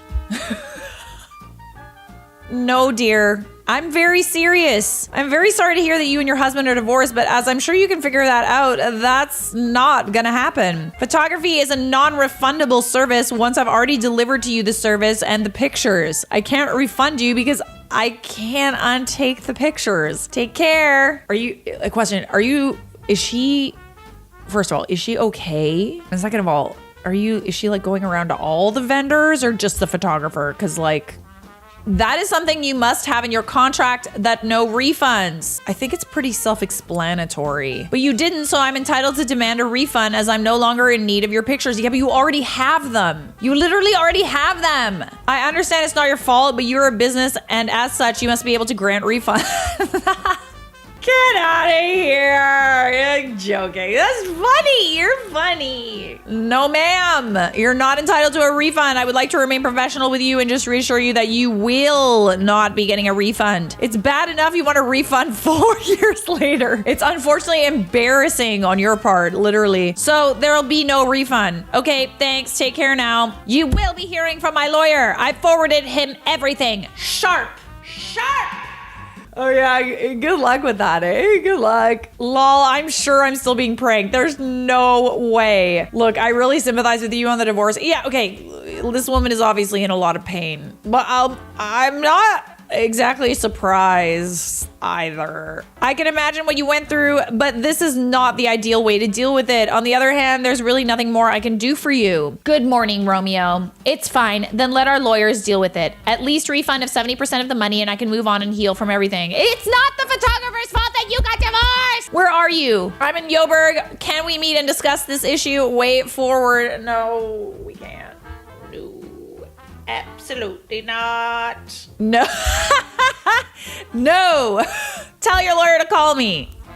It doesn't work like that. Ever. All right. Is it even possible that this bride could get a refund on that? I don't even know. Like, if there was nothing in the contract about no refunds, like, it kind of might be. That's the fricked up thing. Like, it actually might be possible. But the fact that the Bridezilla is actually taking it upon herself to contact every vendor, like, literal small businesses, and ask for a refund. Oh, buddy. Like, no. The venue, dress shop, and caterer also owe her a refund, but she's keeping the wedding gifts because they were gifts after all. Oh, I bet. She gonna give those back? How about the money? McDonald's, I'm on a diet, so you need to refund my money on all the food I bought from you last year. True. I want a refund on my kids' baby pictures. They've grown up now and aren't babies anymore. I can see why she got divorced. Literally, like, I didn't want to say it. I did say it, kind of. I'm sorry. I didn't mean to. I did, though. I really did. Hello, I ate at your restaurant yesterday, but I took a massive today. I would like a refund as the food is no longer inside me. The worst part is, even if that one is just a joke, I strongly believe it has happened to someone somewhere. Oh my goodness. I don't miss this. At all. I've never been asked to give refunds on a wedding shoot because the couple got divorced. I feel like most people have enough common sense to not do that because that is like hella embarrassing. Like, budding photographers, please make sure that you have a no refunds policy and a non-refundable deposit in your contracts and your terms of service, because people will take advantage of you and they will take you to court. Am I the a-hole for not letting my sister-in-law use my wedding dress for her wedding even though she can't afford one? My younger brother and his fiance are supposed to get married in the spring after being engaged for about a year. My younger brother's always been the golden child between the two of us, to my mom, not my dad. Him and his fiance currently live with her, rent-free, I might add. My dad and I, on the other hand, have mixed feelings about this wedding. We both feel like my brother is rushing into things and not being financially smart. He just finished his bachelor's program a year ago and is still trying to get on his feet and find a good full-time job in his field, and decides to spend thousands of dollars on a wedding. By all means, elope. If you want to get married, you don't need a big wedding, but you need to be financially stable and be able to afford a wedding before you can have one. We sat him down and explained this to him and asked him what the rush was. Why not put it off for a few years and save up so they can really have the wedding of their dreams? He explained to us that his fiance wants the wedding as soon as possible and doesn't want to wait. Why is that?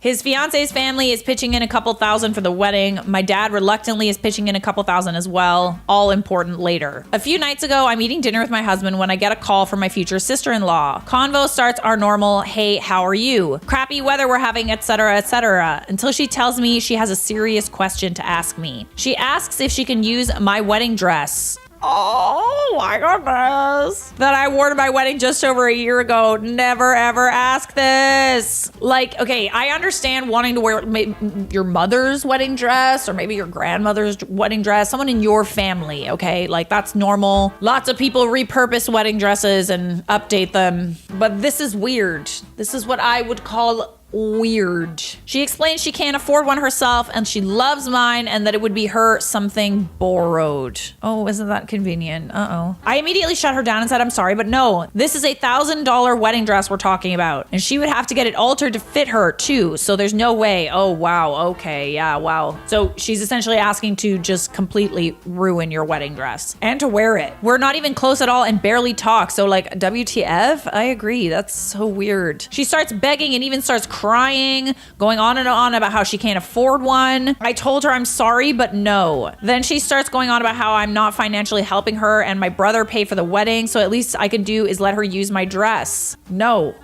Absolutely not. No. I told her the honest truth that I think they're rushing into having a wedding and not being financially smart. Literally, like, this is why you need to wait to be able to afford the wedding that you want. Don't make everybody around you pay for the wedding you want and lend you their wedding dresses. No. Go to frickin' Value Village and learn how to sew and repurpose a wedding dress yourself. She said she didn't care. She has a timeline and wants to be married by 25. Okay, well then, like, figure it out, dude. I basically said to her she made her bed, so now she has to lie in it and figure it out herself. And if she can't afford her wedding dress, then she shouldn't be having a wedding. Simple as that. She ran to my mom and my brother to tell them what I said. They think I'm an a-hole because I have the money to financially help my brother and his fiance, but I'm being selfish and unsupportive. They also think it's just a dress, so what's the big deal? It is a big deal! It's a big deal! It's your wedding dress! No! Mine! He's mine! My dad is on my side, defending me, and is now thinking of taking back his financial help due to the sheer audacity of my brother's fiance asking me for such a thing. I have a different opinion of this because, I would probably help, but I wouldn't give her my wedding dress. Like, I'm in a better financial situation, so it's like, okay, my brother's getting married, it doesn't have to be $1,000, $2,000 wedding dress. My really good friend found a white dress that's an amazing dress that isn't expensive at all, or you can rent a wedding dress. There's plenty of options for people who can't afford it. But the difference is that this bride doesn't want just any wedding dress. She wants her wedding dress, her sister-in-law's wedding dress. No, I would never let anyone do that ever, except for my own daughter. Not the a-hole. Tell her to use a sack of flour as a dress if she wants to get married so badly. The entitlement, Jesus freaking Christ. Yeah, there's plenty of options. You don't have to have all the bells and whistles. I think it's super freaking cool to wear a white suit to your wedding. You don't have to have a princess dress or just buy a cheap dress, literally. Period, babe. I don't know why so many people get engaged and then immediately jump to the only worthwhile wedding dress must cost thousands of dollars. It doesn't have to. There's plenty of amazing white dresses out there that don't cost that much amount of money. Sites like Lulu's sells absolutely gorgeous wedding dresses that are very affordable. My wedding dress was from Lulu's and cost $180, maybe less than that. I don't judge anyone for having an expensive wedding dress. More power to you. But if you can't afford it, you can't afford it. And in that case, there are so many other options that will still look stunning. I got married in this dress, less than $50. It looked gorgeous. There are all kinds of options for all kinds of budgets. Let me see. I want to see the dress. Beautiful! That's a beautiful dress. Ay vey. You're not the a-hole, my dear. Stand your ground. The bride kicked me out of the wedding for trying to steal her thunder. This happened years ago, but I remember it like it was yesterday. Sorry, it's really long.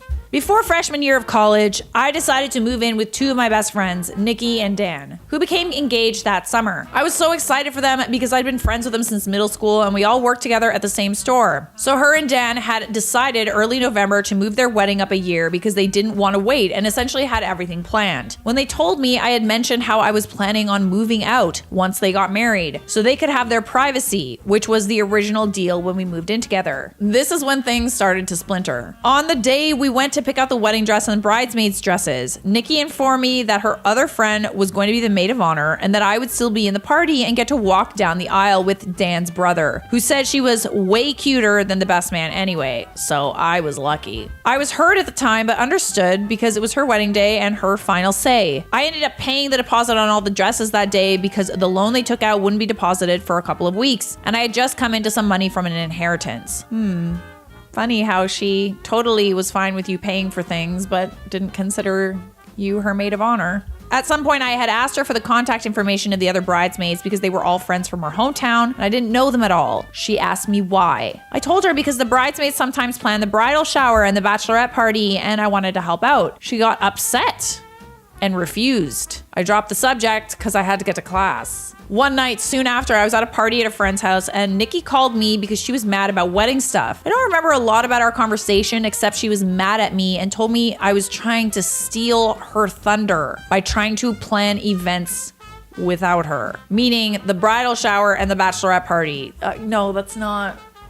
No, like that's kind of, that is, I think traditionally what bridesmaids are supposed to do. Like if you're invited to the bachelorette party, the friends, they plan, the bridal shower, the bachelorette party. So it's not as much work for the bride. Some brides like to be, in charge of those things. I'm going on a bachelorette trip this week and we pretty much planned the whole thing. She picked the place, but we planned everything we did. So I hadn't, since I didn't have anyone's numbers, and if I had, I would make sure she was involved. She kept yelling at me and accused me of constantly dangling the money card since I paid for the dresses. What an ungrateful little butthead. Again, I hadn't brought it up except for once to find out how I was getting paid back. I told her it's her wedding and her special day, and to prove that I'm not trying to steal her thunder, I didn't even have to be in the wedding party if she didn't want to be. So she agreed and I was out. Tensions were high at the apartment. Oh gosh, oh right, I keep forgetting that you live with this person. I tried to be cordial with them, mostly Dan because he was on the outside of the beef. I went to visit my family in Minnesota over Thanksgiving spring break. While we were in the Mall of America, I got a call from Nikki telling me that I owed her $80 for my dress. No,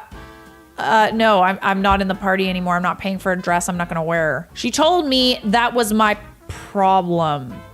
When I got back home, I'm sorry, what? When I got back home, I went to the bridal shop to cancel my dress. They asked me, and I remember this very clearly, just this one dress. And I responded, yes, just the one. What happened next? I don't know if it's the bridal shop's fault or my roommate made it up as an excuse to yell at me again. But a few days later, I get a call from Dan telling me that he and Nikki need to talk to me now. So I drive home, they're sitting across from me interrogation style. I have no clue what is happening. They proceed to tell me that somehow their entire order for dresses was canceled and they had not reached out to them. The wedding dress and all the bridesmaids' dresses would be put back on the rack. I told them what had happened, and when I went to cancel my dress, and I only got a refund for my one dress. I don't know how the error occurred, even if it did, but it wasn't me. At that point, I started sleeping at my parents' house because it was only about 20 minutes to school and I didn't want to deal with Nikki or Dan. I heard they started spreading rumors about me, saying I came home blackout drunk and they have to carry me up the apartment and just leave me in the bathroom. I drank, but I had never been wasted. Or that I had random guys over all the time. This is freaking weird, dude. What is happening here? As the wedding approached, mutual friend suggested I offer an olive branch because we may be fighting right now, but we may make up. And this is one of those lifetime memories. So I messaged Nikki the day before the wedding and asked her if I was still welcome. She agreed I could come. The day was chaotic for me and I ended up getting to church about 10 minutes before the ceremony was supposed to start. When I opened the door, the groomsmen, all of whom I went to high school with and had friends,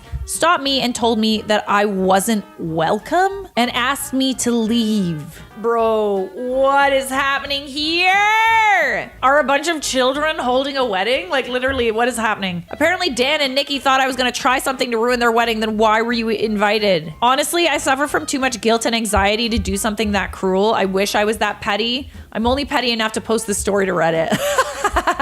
I'm glad you did, babe. But my petty patience was rewarded when they contacted me multiple times after I officially moved out to help with rent because the apartment complex found out about the pets they kept secret. They asked you to pay their rent? And more importantly, they got divorced 6 months into marriage. Guess I should have stopped the wedding after all. Oh, well. A lot of people are commenting about the ages. Yeah, I'm like, this sounds like a couple of kids that are getting married that don't have fully developed cerebral cortexes. I agree they should have waited, but we were from a small town. It was common for 18 and 19-year-olds to get married right out of high school. It didn't seem odd. Also, I didn't add this to the story because it didn't have to do with the wedding, but after I finally found a new apartment, I came to get my things and found they moved all my stuff into the spare room where they kept the pets, and they let them piss all over it. Suffice to say, I left all the spoiled items behind. And no, I never paid them any additional money, period. Even though my name was still on the lease and I was legally obligated to, they gave up pretty fast. Oh, geez. First comment is, didn't see that divorce coming. Nope, not at all. I'm sorry. I don't mean to laugh. I don't mean to laugh, but I do. The audacity to ask you for more money after they tried to ruin your reputation is next level! Over the top! Am I the a-hole for telling people not to eat the food at my sister's wedding? My husband, 27 male, and I, 26 female, were married 8 months ago. We had a big wedding with lots of food and drinks and people. I knew we would likely have leftovers, so had arranged them to be donated to the soup kitchen we sometimes work with. That is very nice of you. I feel like more people should do that. However, my mom went behind my back and took most of it with her. I didn't really know what happened with the food. Where's this going? Is it going where I think it's going? I think it is. Is it? Until now. My sister Callie got married over the long weekend. She didn't want to mess with any of the planning, and knowing how my mom was during my wedding, decided to let her mom take over the whole thing. All we had to do was show up where we were told and party. The ceremony was beautiful, but it was when the buffet was revealed I noticed something odd. Oh, it is going there, isn't it? Oh, we are gonna go there, aren't we? Did anyone else just get like salivaty? You know, when you like feel kind of sick and then your body prepares you to be sick and it like coats your esophagus and your mouth in saliva? That's what just happened to me. The food looked eerily familiar, like identical to what I had for my wedding, except a little more dried out and sad. Me, I'm the food.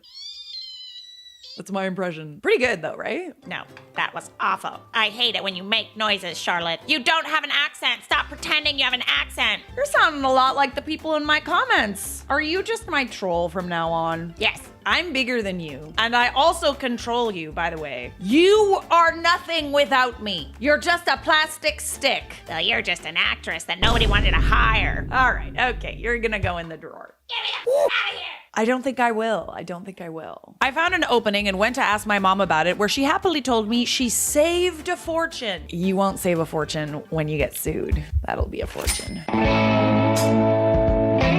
By unfreezing the food from my wedding to serve to the guests now. I was horrified and immediately voiced my concerns about safety. She got upset and said I was acting like a snob and should be happy the food wasn't going to waste. I argued that it was never going to be wasted, but she wouldn't hear it. I didn't want to make a scene, but I was worried about people getting sick, so I snuck off to see my sister. She was horribly embarrassed, mentioned that mom said something about saving money, but didn't question it because she didn't want to foot the bill like I had. She told me not to eat the food and thanked me for the warning. From there, my husband and I discreetly started telling some guests to be weary of the food, and the rest of the night was fine. Can we just like order pizza? My mom caught some flack for being chic, but I've also been catching heat. Some of our relatives have been saying that I intentionally made my family look bad. If you don't want to look bad, don't do bad things, or I'll put you in the drawer. The food was fine and it was frozen and then defrosted for the wedding. They said no one would have known if I didn't make a stink over it. I think I would want to know if the food I was eating was frozen and then defrosted, especially if it's like already cooked meat. That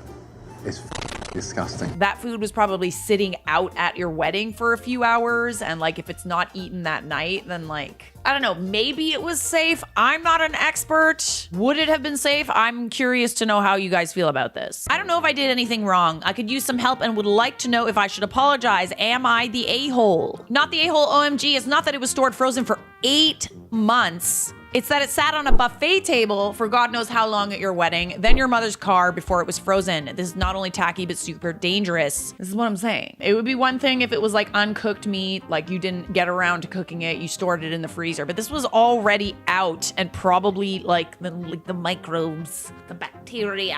My mom told me when I was growing up, I always got these 24-hour flus. I remember them throwing up, unable to eat, miserable. It makes you a normal human adult. Sounds like what I had a couple months ago.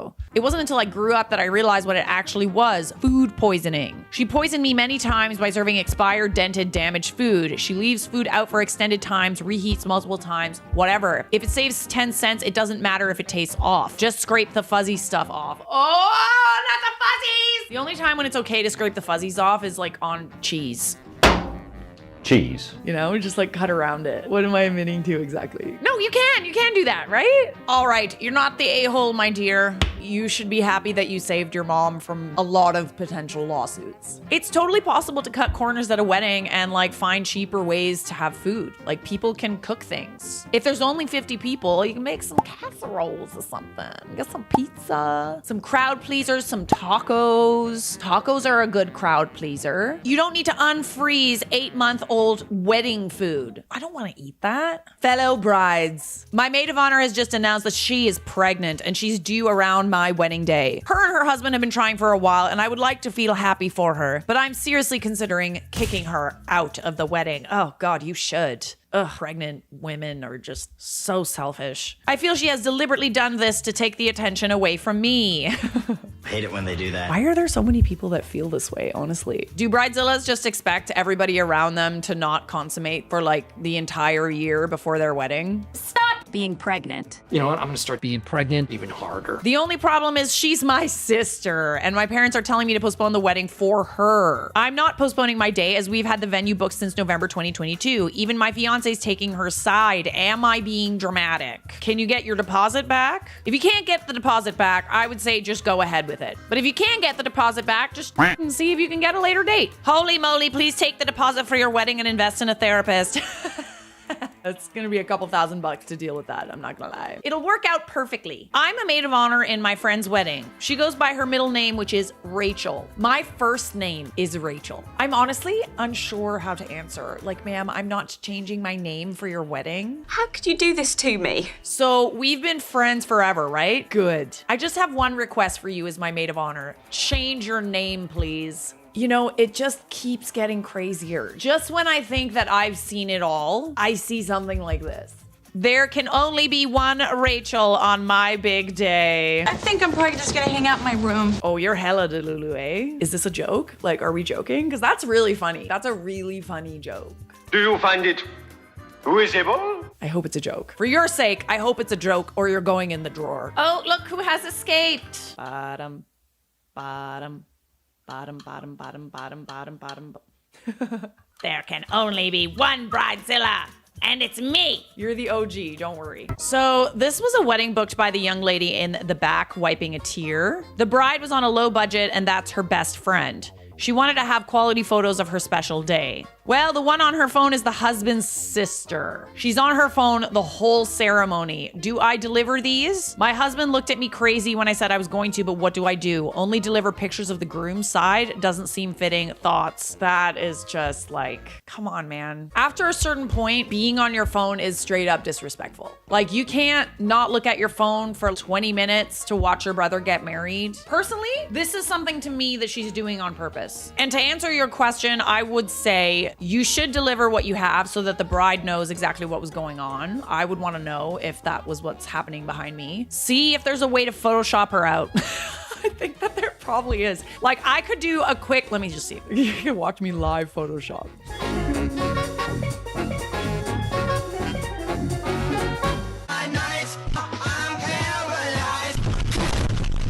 You You get the point. So you essentially stamp it until you get rid of that person. And that was like a 30-second job. Obviously, I'm not like tooting my horn or anything. I'm not that good at Photoshop. You've seen my thumbnails. They're awful. But you get my point. Am I the a-hole for stopping payment on a large check I wrote for my husband's cousin as a wedding gift? I, 28 female, and my husband, 29, have been invited to his cousin's wedding about 6 months ago. All the guests were required to get them gifts either beforehand on the registry or upon arrival. I went to the wedding registry and they had a lot of expensive things, the cheapest being around $150. My husband and I are very well off and his cousin is aware. His cousin and I were also friends for 10 years, so I know she's into the finer things. The wedding was mid-December, and when we arrived, she asked us why we didn't buy anything from the registry when everyone else did, and why we had such a small box in our hand before greeting us. Oh, that's weird. I'm telling you, there are expensive things that come in small packages. Those look pretty big to me, above average. I was taken aback. I told her we had something special for her and she would appreciate it far more than the material things we saw on the registry. She laughed and said it was funny how we probably had the most money but decided to be cheap a-holes. She made a scene and it was hella awkward. Oh, absolutely not. At least open the gift first. Seriously? In the little box was a letter and an envelope with a $15,000 check to help her and her husband on their infertility issue. Holy shit. That is probably one of the most thoughtful gifts I've ever heard of. That's insane to me. I would be really pissed off too. Imagine the amount of thought and care that was put into this gift. And for her to just like insult you before she even looked at it or found out what it was, it's like, bro. Shame. They've been trying for years and were informed the treatment would be around $10,000. My husband and I paid it together because we know how much that would mean. Plus, it was well in our budget. We added the extra $5K just to make life a little easier because we know they've been struggling financially since the pandemic. Well, aren't you the nicest, most thoughtful person? Anywho, after causing a scene, she ripped the box out of my hand and left. My husband and I walked out and quickly canceled the check. Good. After realizing what was in the box, she apologized for embarrassing us and kicking us out. She kicked you out? When she tried to deposit it, it obviously didn't work. She's been blowing up our phone saying how awful we are and how we're taking away her dream to start a family. No, listen, see, look around and find out. We do not reward bad behavior in this house, and you should not in your house either. Although some people say we aren't a-holes and she isn't entitled to our money, others say we are and need to give it back to her because we can afford it too while they can't. Saying we are rubbing our wealth in her face, which isn't true. No, I'm sorry, she insulted you. We've always been very generous to her. So then why did she say that you're being cheap? This is the thing about being generous. It's like once you start being really generous, people really rely on your generosity and they start to expect it. Never expect generosity from anyone. Never expect a friend to pay for your drinks. Never expect them to pay for your food. Never expect them to give you a $15,000 check after you insult them and kick them out of your wedding. Come on. Although I feel bad, I'm disgusted by her reaction and refuse to have a relationship with someone who's clearly in our lives for money. This is what I'm saying. Money makes people crazy, man. Here is where I might be the a-hole though. I can be a little petty. What'd you do? What'd you do, babe? So I donated about the same amount of money to a charity helping with girls' education around the world and posted it on Facebook. My husband also shared my post. We have pettiness in common. Oh gosh. Oh yes. True love is petty love, isn't it? You know you found your petty partner when you can be petty together. She's pissed and so is my husband's family. Why does it make her so upset that you're giving money to a charity? You're just being charitable. You think this is funny? Not the a-hole. I was a bit torn here because you'd already given her the gift, but I mean, she ripped it out of your hand, so that does change things. And $10,000 is a lot of money. She was ridiculously rude. It doesn't matter how rich you are. It's incredibly rude to mock someone because a present isn't as big as they believe it should be. And even now she can't see she brought this about. You're better off without her in your life, period.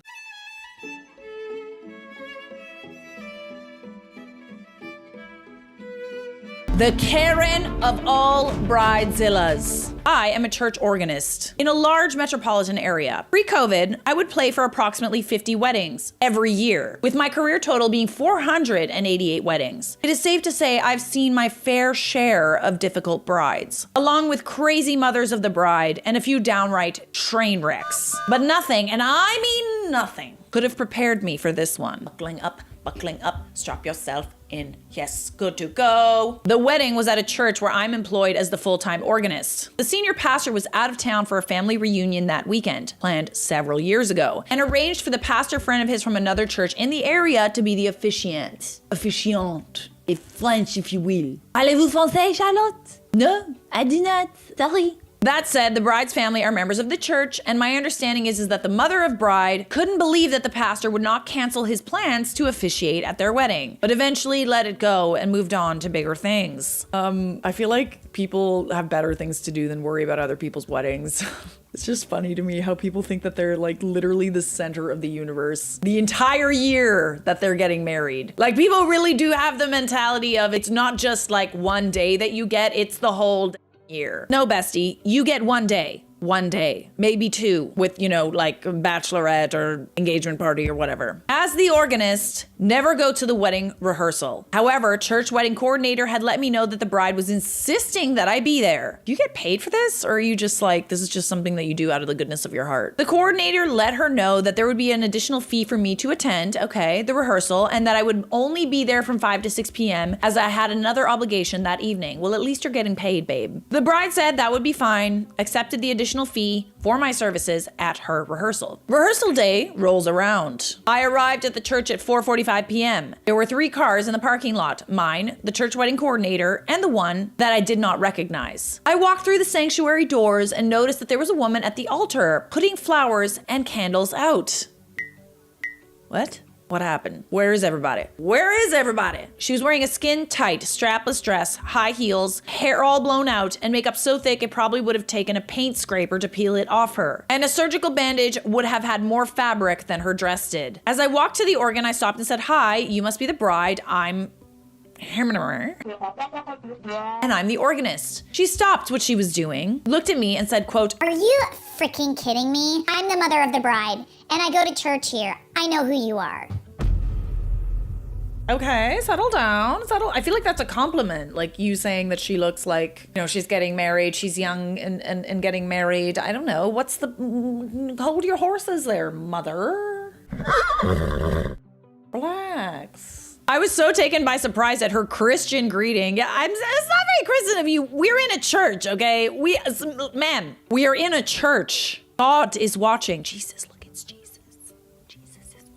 I was so taken by surprise at her Christian greeting that I simply replied with an, "Oh, I apologize." She sighed in disgust and told me she didn't have time for small talk, so I went to the organ to wait for the rehearsal to begin. The coordinator came in a minute or two later and we had our typical small talk, and I shared with her about my interaction with the mother of the bride. She rolled her eyes and said, "Just wait. I have a feeling this is gonna get good." Oh, I'm glad you're thinking about it that way. I'm glad you're thinking about it that way as like oh, this is gonna be fun. Oh, this'll be good. This'll be fun. Something to tell the kids one day. 5 p.m. comes, and the only other people who were on time were the pastor, the parents of the bride and groom, the grandmothers, the groom, and his groomsmen. 5:15, we're still waiting. The mother of the bride kept telling everyone to be patient and that she was on the way. The coordinator reminded her that I would be leaving at 6 p.m., as would the pastor, as he was contracted for an hour rehearsal. I wonder why the original pastor refused to change his plans for this particular family. I was wondering, and now I'm not. The mother insisted that the hour started from when the rehearsal began. No, it doesn't work that way, bestie. It doesn't. At which time the coordinator whipped out the contract and advised her to read it over again. Love a contract. Love a good contract. She backed out and called her daughter and told her to speed up. It's funny how people will literally push any boundary unless it's in writing and in a contract. Oh, no, sorry. I can sue you if you push my boundaries, so you better not. I love it. I love that kind of power. I love power!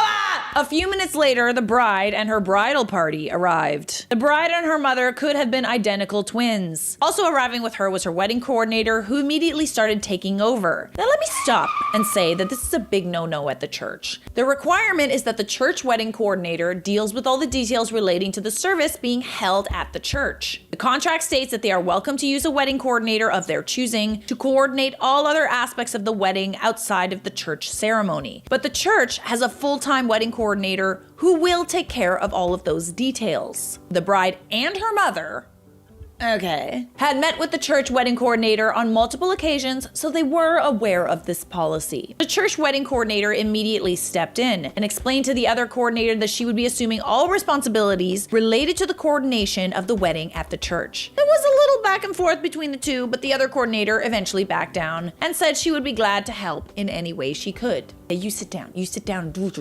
At this point, point. It's about 5:40 p.m. Okay.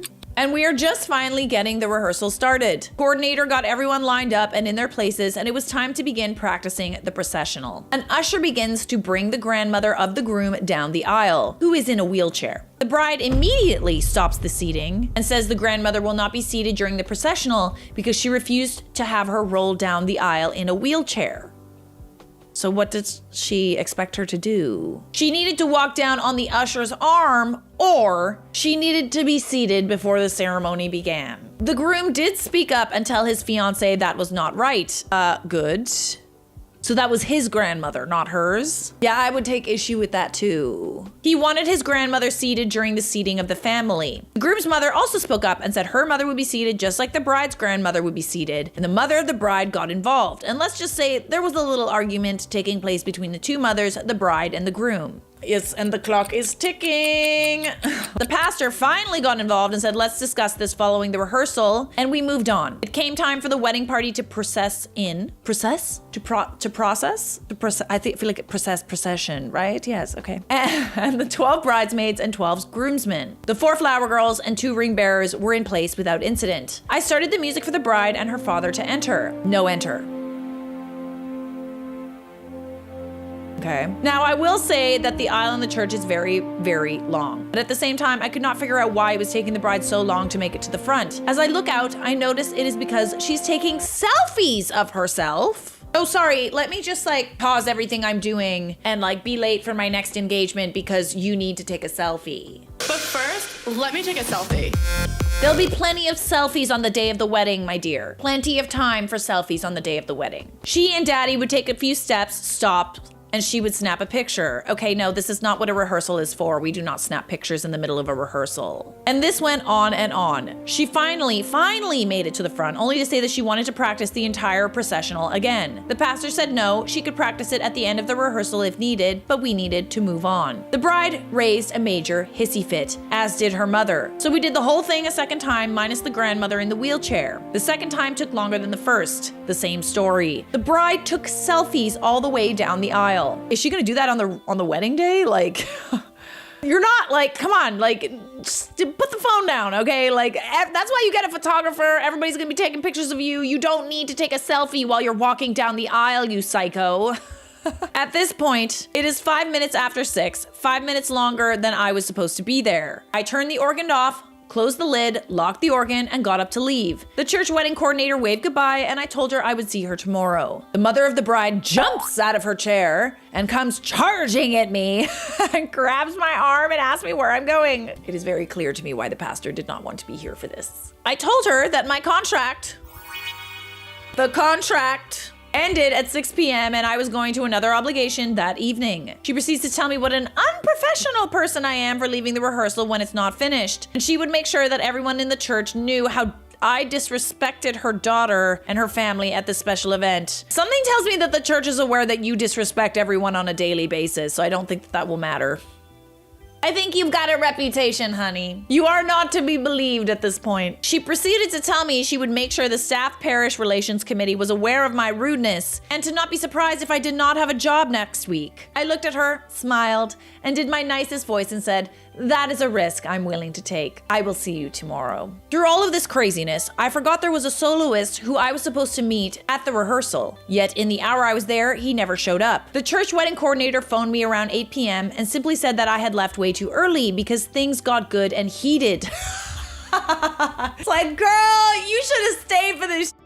You should have stayed for this catastrophe. It was a joy to witness. She then said she would fill me in the next day. She also said the soloist arrived an hour and a half late. They agreed to arrive an hour before the service the next day so we could run through the music. And then she told me who the soloist was. The soloist had been a contestant on one of the hit TV music competition shows and had won the competition last season. The bride and the soloist had gone to high school together. I thanked the coordinator for calling me, and that was that. Fast forward to the next day, the wedding day. I arrived an hour before the ceremony began, per usual, and the soloist was there along with their agent. I introduced myself to the soloist, and they were actually very friendly and down to earth. We ran through their solos one time and everything came together beautifully. beautifully. Right, because that's what professionals do. The soloist sits down next to me at the organ, and we had a nice conversation before it was time to start the prelude music. We talked a little about their appearance on television and how their life had changed since winning the competition, just very nice small talk. I asked how they knew the bride, and they told me they went to high school together.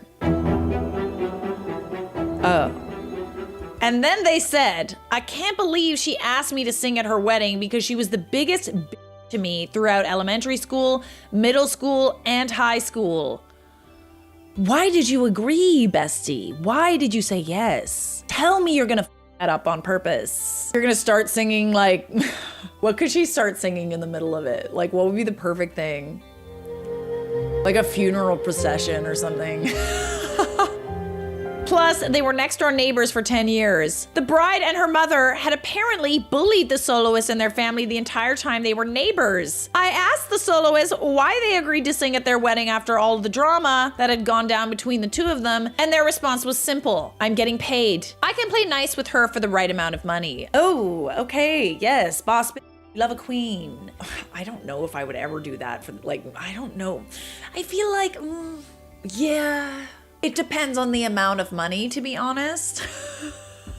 It would have to be a pretty high number for me to do anything for someone who bullied me in school. We had a good chuckle. So me being nosy, I asked what it would cost someone to hire them to sing at their wedding. Their agent told me the bride's mother paid for the soloist and agent to fly halfway across the United States from Los Angeles, 2 nights of hotel accommodations at a downtown 5-star hotel, transportation while in town, and meals, plus the cost of their performance at the wedding. While she did not give me a grand total, the wedding performance alone for 2 songs was $2,500. That's not enough, babes. I'm sorry, but that's not enough. Seriously? Come on. That might be a lot of money for some people, but like, you had to sing at your bully's wedding. That's gotta be 6 figures at least. Like, I'm sorry. The soloist told me the bride had been able to track them down through some mutual high school acquaintances, and when they finally connected, you would have thought they'd been best friends their entire life.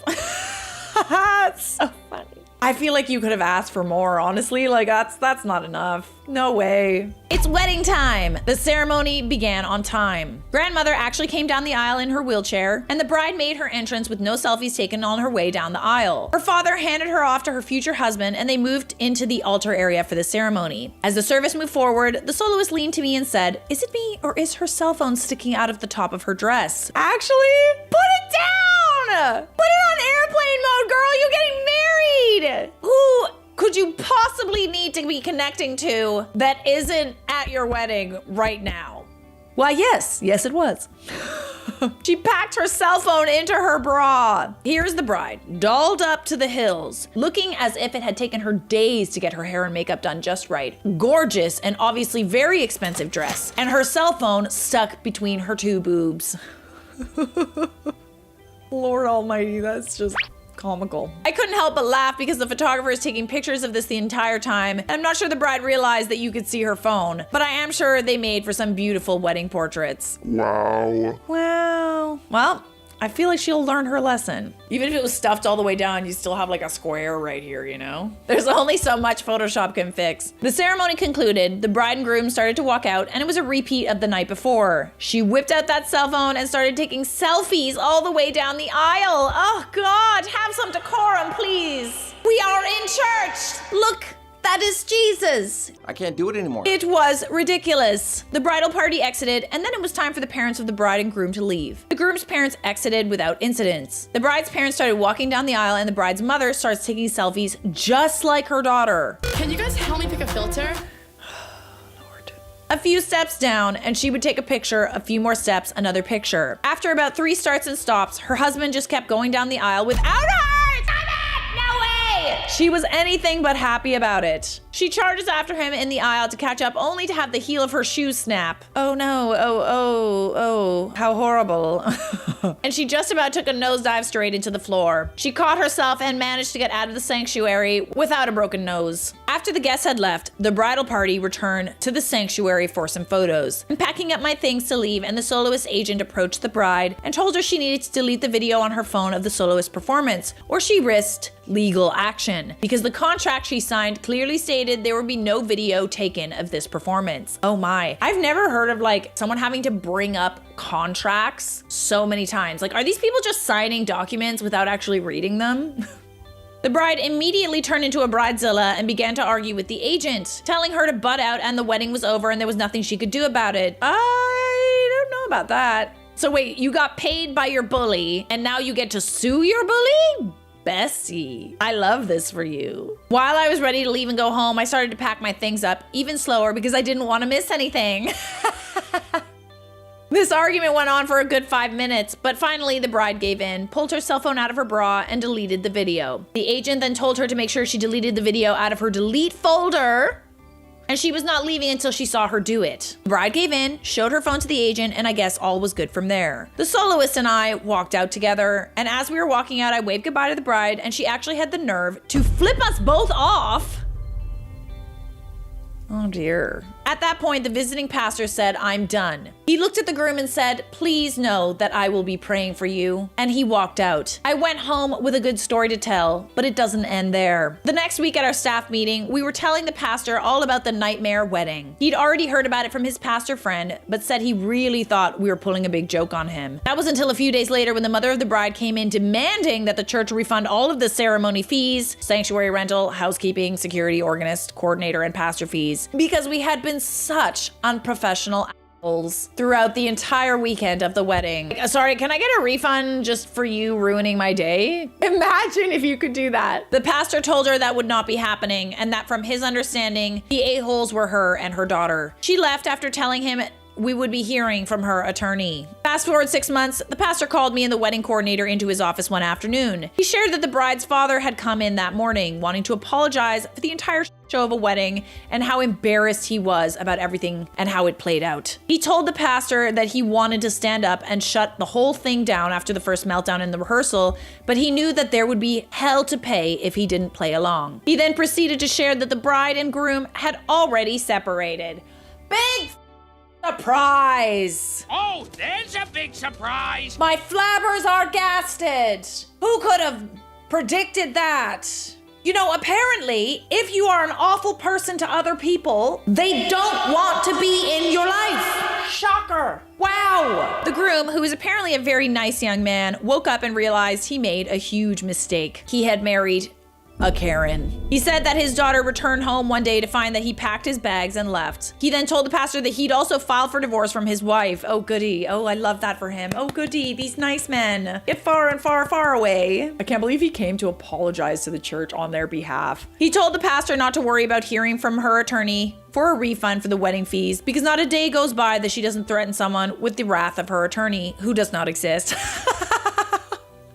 You'll be hearing from our lawyer. He said that if we ever did hear from an attorney to let him know, and he would gladly speak up on behalf of the church and refusing to refund the money. He said that we deserve 10 times that amount for what we were forced to deal with, period. That's what's up. That's what's up. A year later, we haven't heard from a lawyer and not another word from the mother of the bride. The bride's father, however, is in church almost every Sunday. He's as nice and normal a man you would ever want to meet. Since divorcing his wife, he's not been in contact with his daughter. He started to date a lovely woman he met at the church. Since he left his wife, he looks about 10 years younger. Right, because stress plays a role in that, guys. And he appears to be living his best life. Perhaps in the near future, I will have the opportunity to play for his wedding. I can't help but wonder if his ex-wife might get a wind of a wedding and show up to create a scene. If that day ever happens, I'll be sure to return with a follow-up. Oh my lord.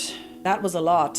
That was a lot. There was a lot happening there. We have an update. What did the wedding coordinator tell you that happened at the rehearsal after you left? The wedding hostess said it was an all-out standing match between the mother of the bride, the mother of the groom, and the bride. It all centered around Grandma coming down the aisle in her wheelchair. After 10 minutes or so, the groom's dad and bride's dad got involved and shut the entire thing down. Oh my goodness. That's when Grandma spoke up and told the bride and groom she was gifting them a down payment on a house as their wedding gift. But no wheelchair, no house. Wow. You had to bait him with a house, Grandma? What happened to the house? I guess the tone of the bride quickly changed. My goodness. How embarrassing. I forgot that there was a rehearsal dinner being held at the church immediately following the rehearsal. I guess most do if the groom's family were so disgusted by what they had just witnessed that they skipped out and went home. I wish I stuck around a little longer. I would have run down to the kitchen and made popcorn and come back to the sanctuary for the show. Honestly, that's a good way of thinking about it, you know? Because, like, I take everything a little seriously, especially when it comes to drama and, like, people that I know. But you gotta really look at it like it's just one big show. Just bring your popcorn, have a little laugh about it. Because at the end of the day, it's not happening to you.